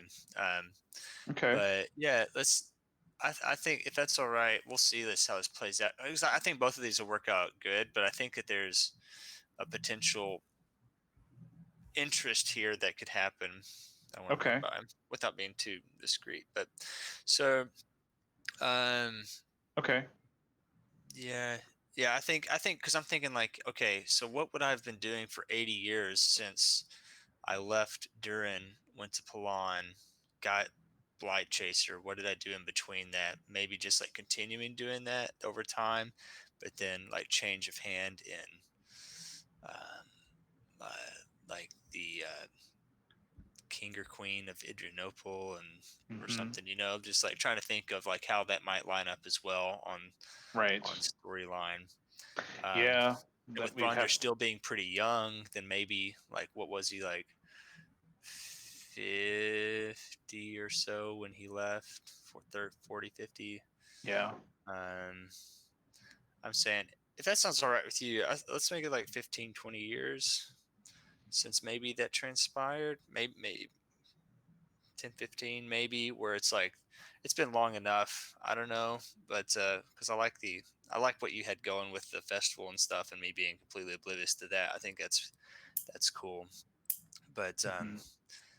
yeah, there's so I guess I'll just say this is what I have in mind is that um, like I was trying to think of like a source of like to make this story grow more because Mhm. I've always for whatever reason I didn't really feel comfortable with Abdeos just as like me thinking about Brondir's character like yeah this is where I got my name but there's a few things like he's not really proud of his name like one because it's a dwarf but Sure. maybe there's something underlying there is there another source of conflict and now it's like going to Abdeos well it's like I have to go there because it's Wind Temple but why have I not just stayed there if I'm this big folk hero is there a source of guilt or something that's keeping him because this is literally the True. furthest place away from home which might be home for him if everything was good. But something, for some reason, he still wonders. So, Mhm. this is what I was going to run by you, but now we just have a good gallery for it as well. Is that maybe Brondir has ties to the Zenaris family, being that he had some sort of interaction that turned into a romantic affair with one of the daughters of Zanar's Oh. family, but because he was a dwarf, because he was kind of an outsider, didn't follow through, Okay. and Maybe that there was kind of maybe there was a misunderstanding somewhere. yeah, Like or it's like like maybe maybe Brondir was trying to like put an end to it, but yeah, the other party wasn't like basically there was a misunderstanding with the head of the house versus the one of the daughters perhaps, and so it kind of led to this misunderstanding where you felt like you had to leave. or it could be a thing of just class or race. I Or mean, yeah, it could be simply where it's that, just yeah. like a human or whatever they are there, I mean, marrying. it could be as simple as she was betrothed to someone else. Mm-hmm. And then it's just like for whatever reason I'm trying to think of like some kind of creative storytelling that can kind of play out here while we're here and it's just because like I'm supposed to know a lot about this place but like I don't speak of it very much and that's one way that I thought we can kind of make that happen. Okay. But yeah, No, I'm on board with that. Actually, having that as which is why I put my hood up earlier, and Nice. I was Okay. thinking that maybe I wanted to grab while you were explaining before we went into the tavern. I was going to look for like one of those people that just sell messenger pigeons or something, and do a speak with animals, and then I was going to whisper something in its ear, and nobody's going to Okay. know. But now everybody's going to know. What I wanted to do was was have the bird notify me when a Zenaris family member was around, so I could either choose my interaction with them or not. Okay. And All right. yeah, just because like I think that I don't know, trying to make it a little bit more interesting, other than just being in a town that has a festival that like now it's Yeah. like it turns out that like that this legend has really outgrown its britches in this one spot, and like Right. I didn't ask for that, and that kind of makes me feel uncomfortable. Which goes Okay. back to this is even before I thought of it. Like Gerbil, like you should be the one that lights the fire. It's like I don't know if I want to be the guy that lights the fire. Part of Mhm. it's modesty. The other part may be like trying to avoid something that I Mhm. haven't really fleshed out yet. But Mhm. Well, it's also kind of plays off of the fundamental identity crisis that Brondir has. sure, like I mean, it's just kind of this kind of tug of war within himself, I guess. yeah, just trying to find another layer to the onion or something that Right. not to No, make this about I me, like but I thought it would be kind of like a fun little it. Also fits with the idea of him being like a young, hot-blooded dwarf, out on his own. It would make sense if you had, kind of a potentially intimate relationship. But I do feel like, well, I don't know. What would Brondir do? Like, would that be like some kind of situation where he kind of is like passionately romantic, or is it more of a mixed signals kind of thing? yeah. I think that like to not make it like super cliche or anything, but it's like you go in there for one reason and come out for nothing other than work, and then finding that like I don't know, Hallmark movie esque, I guess, right? Sure, So right. I don't know, Yeah. like just Okay. uh, I don't know. But Like that's why I wanted to talk about it, and I didn't mean to yeah. take up because it's like I think that there could be something there that it could be trauma that happened, like it was an accidental death, or it could be, now he has to deal with that, or like trying Man, to. I was trying to give Brondir a happy note, and here you are making another Well, another dramatic event. or But it's yeah, like, well, yeah, no, and I think, or it's just like that, like maybe this was something that was coming for a long time. Is that sure. is the ability to come back and see this girl Well, that he like fell in love with, and then now has the ability to come back, and I wonder what that would be for her to see this romantic fling now be essentially idolized every year. yeah. And so I like this could turn it's into a happy thing, honestly. But See, also another angle I was potentially working on with the long time frame, if you not being in the there, is the idea of like Brondir having to, um, I guess, deal with the loss of people he really cared about, right, in yeah, his absence. Now, I'll have to still kind of think about exactly how much time would pass, because I was thinking of it in terms of, say, like it becomes a cemented tradition, kind of like you said, like the legend grows bigger than what it was, right? Um, Now, 80 years is still feasible. Boy, she'd be in her 90s. yeah, that's where I was thinking on that. If that was a thing, I mean, it could but be a thing. I mean, it's not impossible. It'd just be highly rare. I was like, well, maybe she's enough. No, there's no else over there, but because that would be the only other way that would work. Yeah. Well, I mean, yeah. But Um, Yeah, that would be something I'd have to kind of think about a little more. I think I like it, but I do like the idea, and I definitely think we can flesh it out. I think. Yeah, it could be, gosh, what was it? I feel like it was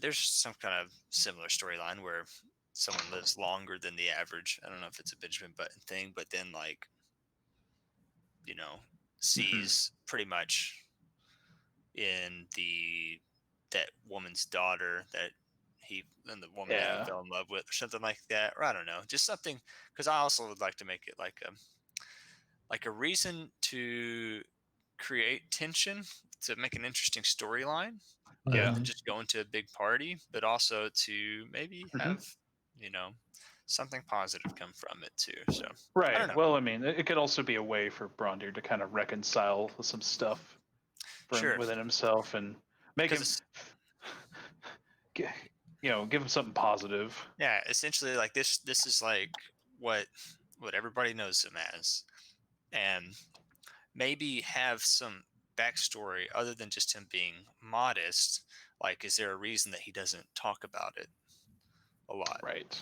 Right. Other than it being modest and not being like his true dwarven given name, is there another thing back there? And I think that might fill in some gaps for me too, because I'm like, I've just kind of always felt that, just like, I don't know, like I don't like that he has it, but it's the thing of his character. Like, I mean, Isaac Yeah. like that he has it, but it's just like, Mhm. I don't know. So there was something that could kind of be rolled around on that idea, just to kind of make, and maybe that's where the reconciliation is. On that is, I don't know. Like that was Okay.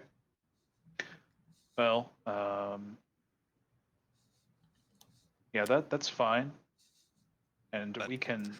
we're just playing a game, man. Just trying to have fun. That's cool. Yeah.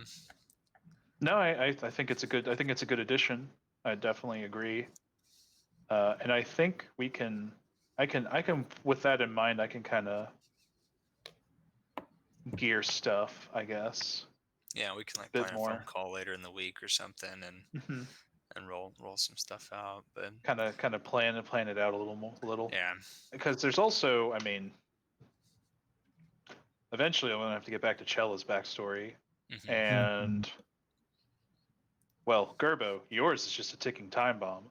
Yeah. Yeah, I think we're waiting for mine just to explode at this point and things to get bad quick. Yeah, and so part of this too is like I keep forgetting about like the Fey aspect of this, and I think I that know. there's a way that we can simplify what we're doing. I don't really know, like, and that maybe that's just like having some more dialogue about it, like away from the table, just like us talking about it, being like figuring out Right. how we really want to incorporate this to make it not as just like cool items that we have, but something that actually kind of integrates better into the world. And I think that just happens Right. like through conversation. Yeah. The thing with the Fae is that I've kind of intentionally not emphasized them as much because of the potential. I guess I don't want to overuse them. Right. That makes sense, right? I don't want them to be an overbearing presence. Mm-hmm. That's why I've kind of muted their presence, at least for now. Mhm. As it becomes more centered upon them, like the bulk of like the real meat of the story, then obviously they would be a figure more prominently. But Mm-hmm. Yeah, I think that there's like, cause like the most interaction I have with you is like, do you know anything about this? Oh, kind right, of. yeah, Okay, well, cool. right, yeah. Yeah. I know what you're saying, but And it's yeah, like, I we think that do. there's a way that we can make that a little bit more, but I don't really know what that is. And I also don't want to just like put it on you, because you have a million other things that you're thinking about as well. So Mhm. not everything has to be just like a huge, great reveal. Yeah, unless you Right. really want it to be. Like we just want to be able to make this as fun as possible. Sure. But yeah, I No, don't know. yeah.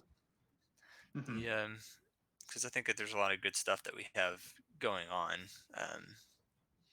Yeah. And yeah, it's like I think I definitely overthink my character some, and I'd like to simplify my character as well, so I can just have more Sure. fun with them, I guess. So, Instead of Brett, I assume we were recording all of that, right? For the stream? Okay, well, people get some behind the scenes, I suppose. yeah, the the Adventure Zone. Yeah, sure. I think that would be kind of cool, actually, to do something like that. Kind of like a big debrief at the end. Yeah, it's just I think about like my character being like when I built it, I was building it for completely different reasons other than role playing. I was building it for like a cool character and like a cool backstory, and I Yeah. really like Mhm. how do I. But I had never played D&D before, so now it's like I have this, and Yeah. I've kind of entrenched myself in a storyline which I like, but it's I think that there's a way that we can kind of shore these things up, and maybe this I Hmm. don't know if Gareth feels that same way, but I don't know, like it was just like my second character that in Jet's Sure. campaign was just like so much different. It was like I didn't have to think as hard, and I could just like um, play easier, and I don't know. I don't like having to like really like force. I don't know. It's like it's almost like I need to do like improvisation exercises before I start playing, so I can remember who I am, what I Right. say, how I do it, and because I don't feel like it always comes second nature to me. So Sure. I don't know, but There's something else I was going to ask you guys, and I was curious. And this is kind of the general group question, I suppose. I guess the question is, where do you want your character to end up at the end when it all is said and done? Like terms of say like character arc. yeah. And Zach, you don't have to answer that right now. Hmm. It's just something to kind of think about. Like Mhm. and that's like an emotional, psychological kind of level, right? Like going from good to evil, evil to good, that kind of Mhm. thing. Just kind of Yeah. have that arc in mind. And like I said, no one has to say anything right now. In fact, it might be better if no one actually knew Hmm. the trajectory of the other characters. Right. I mean, we all kind of generally know that the trajectory of my character was that, I've always wanted to like get power, Sure. and so doing like what we did up there, and like me killing my brother, that was certainly a power grab, and so what happens after that, that's kind of like a whole new kind of like, Sure. it's like you think the climax of the story is going to be something, and then you realize that that's just like halfway through the movie, Yeah. Right. and then there's like a whole second half to the movie that you have to like, Yes. it's like you're dealing with um that. If you've ever seen the movie Room, it's a really good movie, with Brie Larson, and that movie is kind of set up like that, where you think like the climax of the movie is that they're gonna like get out, and that actually happens like halfway through the movie. Right. A spoiler alert. Um and then the second half of the movie is like her like dealing with like the trauma of having been kept like captive Sure. Mm. in the room, and like all that kind of stuff. And it's really interesting, and definitely wasn't what I was expecting from like the second half of the movie, but I always thought that was a cool way to do it, because then it's like typically like a movie would do it how that would be, where you would just end it, they escaped, yay, but then it's like you realize that there's like this person's gonna have to deal with like living a normal So life what you're now. saying is it's kind of And like with Gerbo, like you said, the big climax happened. I suppose you could put it that way. Now we're dealing with the Right. consequences. Yeah, totally. Yeah. I mean that's definitely how I view it, is like dealing with the consequences of all of that in our party, Yep. as well as like what would to come in like the universe Yeah. and like the city and the world and stuff. But yeah, Right. kind of vague, but that's generally, Mhm. I feel like everybody's kind of in the loop on that, so there's not really much that's new information there. Sure. That's kind of interesting. Hmm. Hmm. Yeah, I kind of figured that much. Yeah, that's a good take on Gerbo. And there's a lot of similarities between Brundir's and Gerbo's stories, similarities and differences. But yeah, I don't know where Brondir would end up. I don't know that at this point Brondir knows either, and that's Right. kind of also why it's like a dud to play, because it's like, I don't know, he's just kind of not having fun right now. I mean, I would say that ship battle was awesome, and there was a lot of really cool things that happened in that, and that probably realigned Brondir and Gerbo in a way, and like kind of made it as like a look, we're in this together, and we have, like, whether we like it or not type thing. Right. Um, and so like that was good. So it's nice to know that it doesn't have to be like completely pissed at Gerbo all the time, because he's just kind of like coming to acceptance almost. Right. Right. Yeah, he's starting to slowly come to the acceptance that his life is no longer his own anymore. Yeah. So it's just like, I think for both of them, their entire perspective and an original goal, like what I originally had set out in my character sheet 2.5 years ago or whatever, is now just like a flop. Like all that stuff is like, I mean, thing. Like, yeah, he's sure that he would like to have a dwarven name or something, but I mean, at this point, like, what's it worth? Because all we're doing now is just like haphazardly saving the world because I have nothing else better to do. And I don't know. It feels like there's like more to that can be dug in, and I think some of that comes with playing more regularly and also keeping conversations throughout Yeah.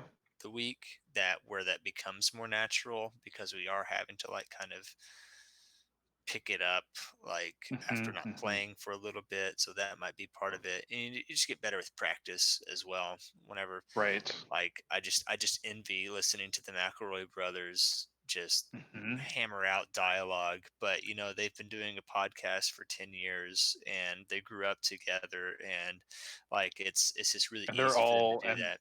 they're all trained comedians too. Yeah, so it's So- like, it's just like I want that type of like freedom in how we play. And I think one of the reasons I hunger for it is because I tasted it with Jet's campaign, and it's Yeah, your characters are just so different for and sure. and so it's like, I think there's a way it's just, we have, I don't know, it's just, I don't know, I don't want to be hungry for dialogue all the time, and I don't know really how to pull that out, but also like just keep the campaign, and like it's not that I dread playing this campaign or anything. It's just like, but every time I kind of hit a roadblock where it's like, sometimes I'm really into character and other times I'm not, and so this is just me talking to the group, like voicing that. And if there's any like tips or relations that you have on from like some of your past experiences or campaigns, then I'd be happy to know about it, because yeah, I don't know, it's just like, I want to grow as a role player, and add more to the campaign than just, I don't know. I get mad. I hit things. Yeah.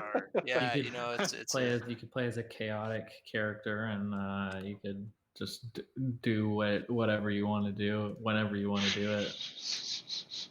It's certainly Yeah, I definitely think that Bronder's character switched from lawful good to lawful neutral at this point. Like, I think that shift has been made. Like, as far as still where he's not just like all like his whole thing. One of his biggest weaknesses was um, giving everybody the benefit of the doubt, and now it's not so much that. I think we saw it on the ship a little bit, where it's just like Right. that's not my gut reaction anymore. Is I'm kind of, especially after I think what's happened to me on this Fey bond is like definitely shown me that like sometimes you're not in control of your own life, and you need to be fully in control when you can and take that opportunity. But yeah, I think, yeah, I don't know. It's just, I don't know, it's weird. I just feel like I'm in a weird funk with it. So, like, I'm having to roll out of this rut or something. But, Right. and Abdeos just seems to be a new chapter. And so that's why I brought that up, was just like, Yeah. you know, with a big event going on, like maybe there's a way to roll that in, make it interesting for the party, make it interesting for the character, and then Oh yeah. No. whether Yeah. whether it ties into the Wind Temple or the Fae or whatever, like I don't know. Like I think that there's an opportunity here for us to kind of shore up some of these individual parcels we have in our campaign, and just like we can do that as a group. We can do it where we're just like Drew just like hammers it out. Like I really don't mind. It's just we want to have a good time, and I don't Oh know yeah. if anybody else has kind of felt some of those segments, but it's just kind of where I've been on it.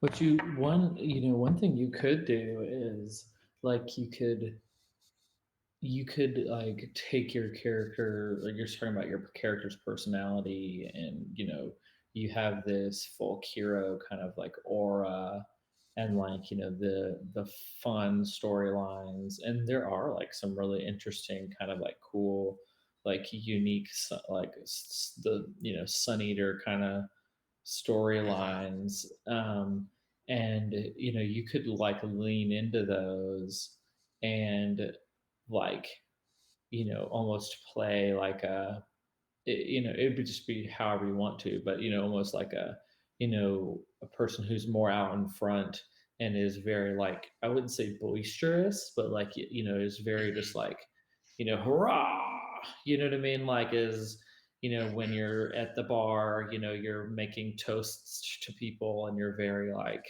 yeah, kind of how I imagine like a folk hero, the very like gregarious character, because that you're Gaston. talking about, yeah, like you were Gaston. talking about, yeah, exactly. You were talking about like in the other campaign how you were like really, you liked how like free and loose it was, and you can I like it's with like your characters, like the with the like the backstory that comes with it, and all of the like fun kind of quirks and stories and infamy that's with that, you can play to that, and if you're at like a bar, you could ask for free drinks because you're the Sun Eater, you know what I mean, and then pay them anyway, you know what I mean, Yeah. that, and because because that would be a part of your character,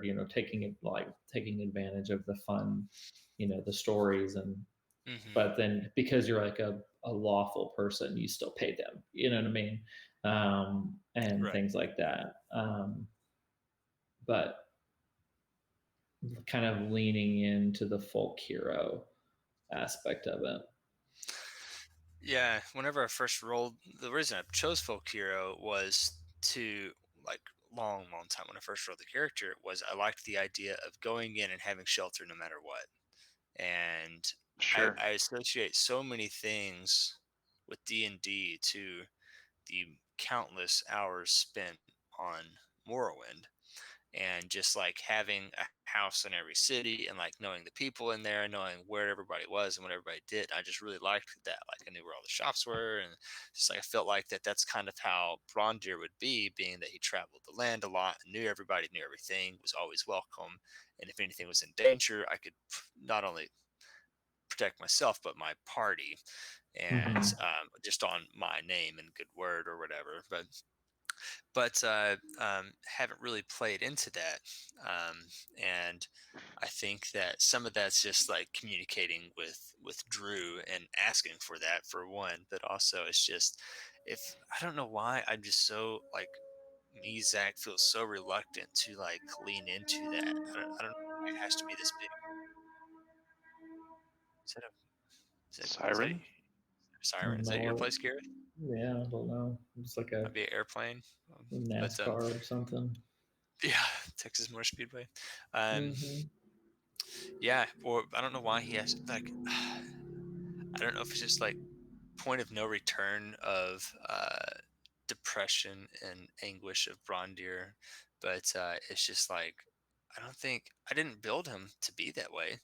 I built him to still be like still outgoing, energetic, and have that idea. And I think the whole Sun Eater storyline really extinguished a lot of that. Like built up hope and then kind of did that. But I not to say that it's permanently like that, but it's just, I don't know. Like, but I have like this, like I was saying, like this reaction to, and I don't even have a reason for it, but the reaction to like play down the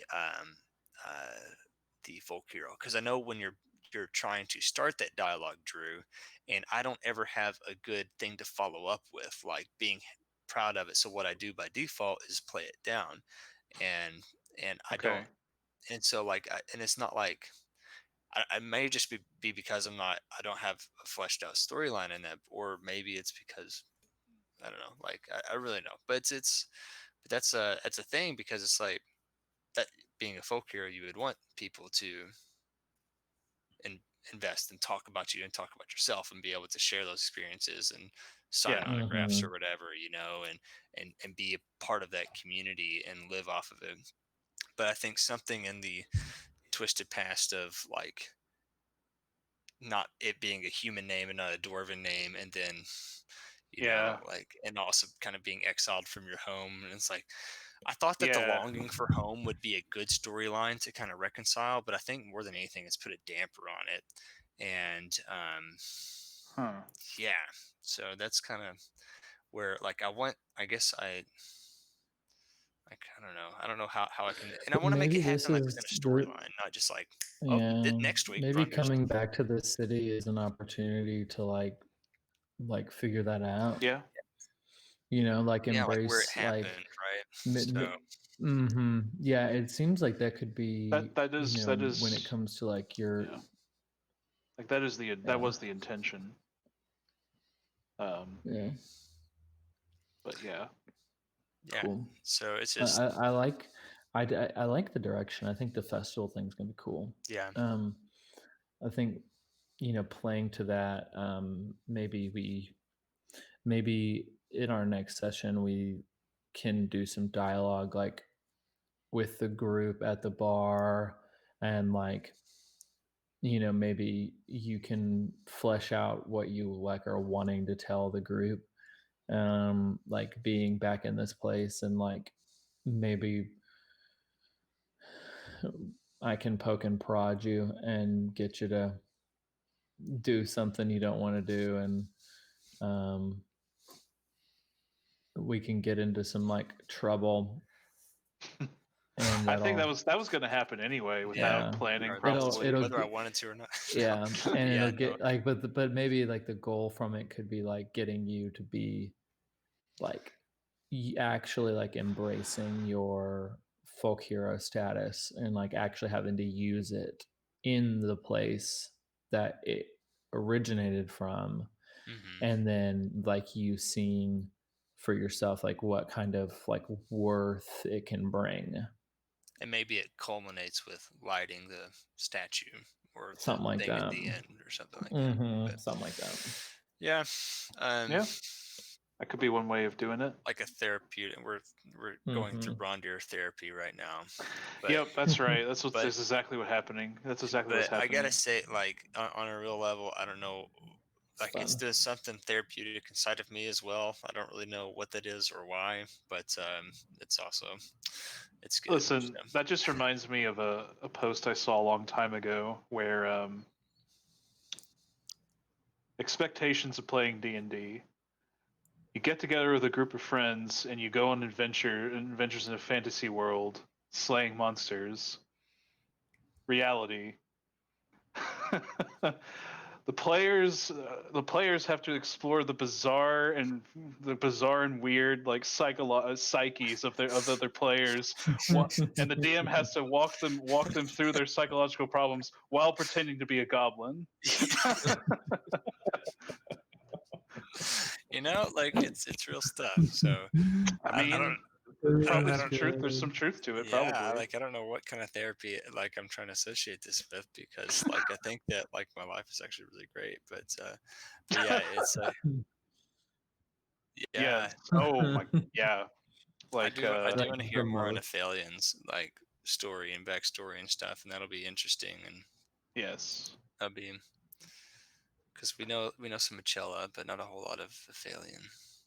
So. Well, she is the most mysterious by design, I suppose. And Brett's like the Yeah. strongest player among us too, where he's the one that like really can move storyline across, while I'm just kind of like putzing around. Or it's Well, that kind of thing takes time, and I'll admit, I have been, I guess you could say, a bit more free ranging with you guys. mhm. Like, I'm not going to shut down conversations as quickly.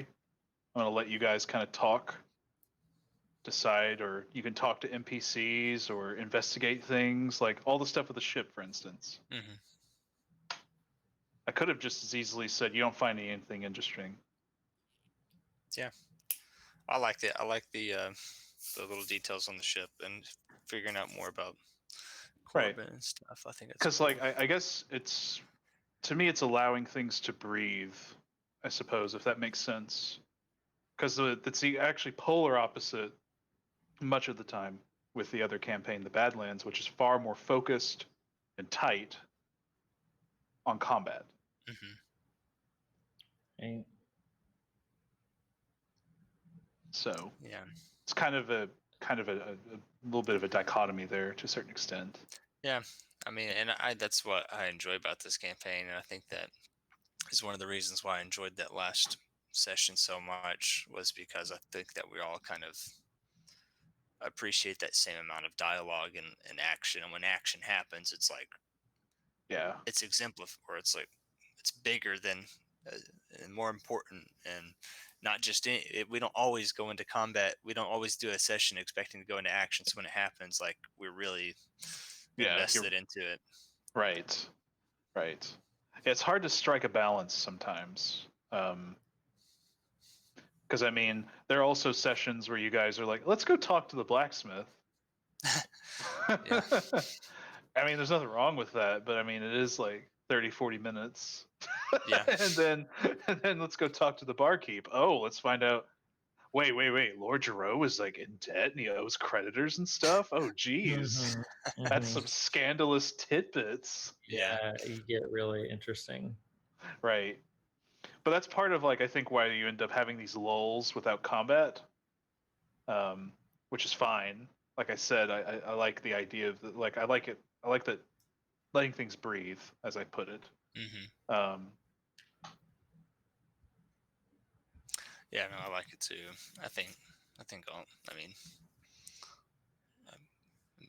it's But yeah, when combat, like you said, when combat happens, it's a bigger deal. This yeah. campaign. I guess that's one thing. It's like, because we let it breathe more, I have to sit in my character longer as well. Where if, like, dwarf barbarians are usually just combat ready characters no matter the campaign, and like this guy isn't, and it's just like, I think if I was, like, honestly, like, my character would be better suited for David or Steven in the Badlands campaign, maybe more so than it is in this one, just because you get to fight all the time and just be a big tank. But here we are, just like we gotta. It's a much different dialogue where I'm almost more suited for a bard than I am a dwarf. It's So like I get to play a barbarian. I'm gonna rage barbarian, and fight things and punch Yeah. things, and it's then like, jump cut to I'm being abandoned. yeah. No one loves me. So, but yeah, I I think didn't anyway, expect all these emotions as a barbarian. Yeah. yeah. Well, It's blame the amazing. creator, Yeah. blame the potter, not the clay. But yeah. So anyway, I just kind of wanted to appreciate you indulging me in that conversation because I've kind of felt trapped in this character that's without any real growth, and coming to Abdeos and where the everything kind of happened. Maybe there's a way to kind Yeah. of build this storyline. And like I said, that was kind of that's kind of been the intent all along for me with Abdeos. Mm-hmm. Is it offers an opportunity for essentially what you just said, um, to help Brondir, the character. Brett, do you have any input? You've been quiet.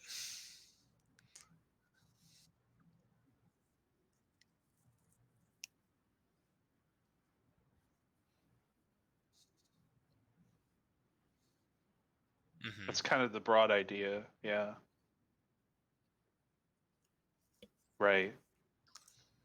It should, and like you said, though, we kind of have to do some background work Yeah. to get it to be really effective. And honestly, I've got to get jazzed to get into character as well. Like Zach needs to be excited about Brondir, because right now Zach is not that excited about Brondir, other than like I can protect people around me, and I feel like I'm more of a necessity than I am an asset. So, wait, an asset than a necessity. Like I'm just here to help people, but not really change the Okay. game. And so, like, yeah, I think that there's a thing that can happen in there, and I just want to kind of be out of the dumps. And so, like, because I'm continuing on this, I mean, really in game, it's only been like 5 days or 6 Yeah. days since Gerbo just killed his brother, and I found out that we're linked together for life. And so there's still like a lot of like real time action that's going on. Be like, yeah, I'd still be pretty pissed. And then, but at the same time, it's like, I think that the ship battle was a good step, and then now we're coming into like a new chapter, and so I think that there's growth that can happen without it seeming forced, or just being like, hey, they replaced the actor who played what was Captain America's friend, like Oh yeah. it's like that's not the same guy That's not him. Why are they pretending he's the same guy? What? yeah, it's not the same guy. It's like what happened? But anyway, Yeah. Wait, that's not Brondir. He's not miserable enough. What? yeah, exactly. And so, like, I'm tired of being in Where'd it. this happy-go-lucky guy come from? Yeah. So I think that, yeah, I think that there's good stuff in it, but I might also just be totally overthinking this as well. So No, it's appreciated that you're thinking that deeply about it. And it's also good that you are saying something. Because I mean, I don't want you to not be jazzed to play your character.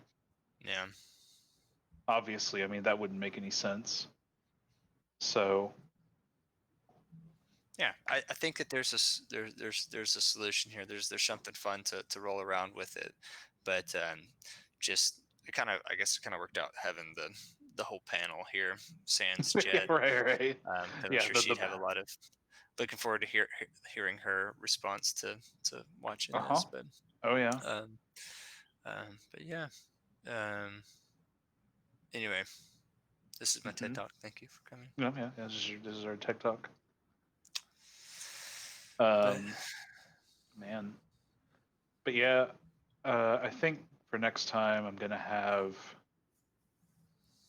an actual map for Abdeos, Nice. and that way we can, because you're gonna spend some time here, obviously. So I feel like you need a map. I should have had a map for Alderaan, but I never got around to it.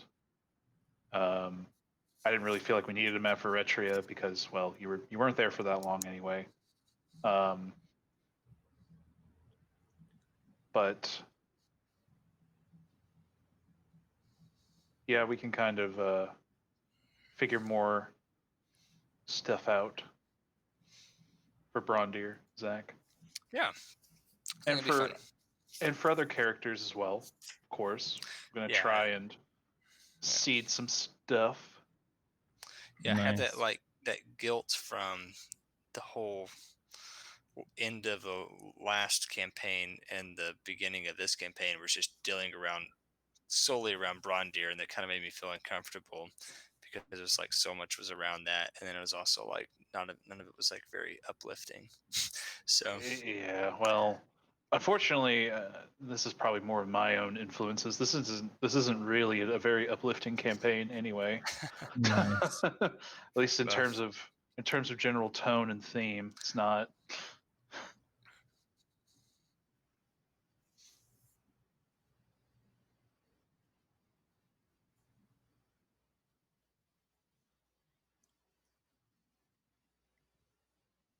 Yeah, Nice. sure.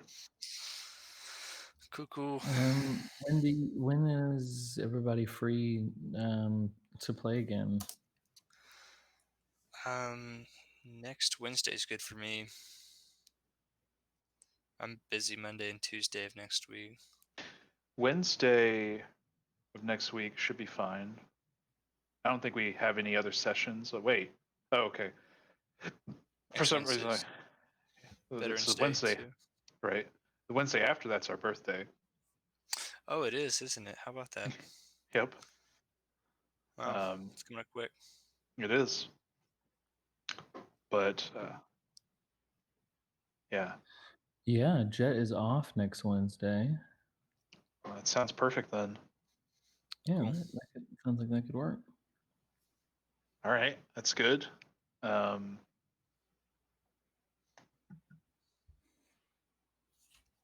Crazy. Okay. Birthday coming up quick. That's right. Starting to get old, Zach. Oh, yes, we are. Oh, hey, I can show you this. Oh, nice. You got the graphic novel. Well, a guy in my Nice. army band has it. Oh, He yeah? gave me, yeah, he let me borrow his copies. So he has the first three: the Here There Be Gerblins, Murder on the Rockport Limited, Yep. and the Pedals to the Metal. So That's awesome. it's pretty good. Those are good chapters for sure. Yeah, so just kind of going through that. It's been fun. That's awesome. I Yeah. just put it on the calendar. Good. That makes it real. Makes it real. Exciting.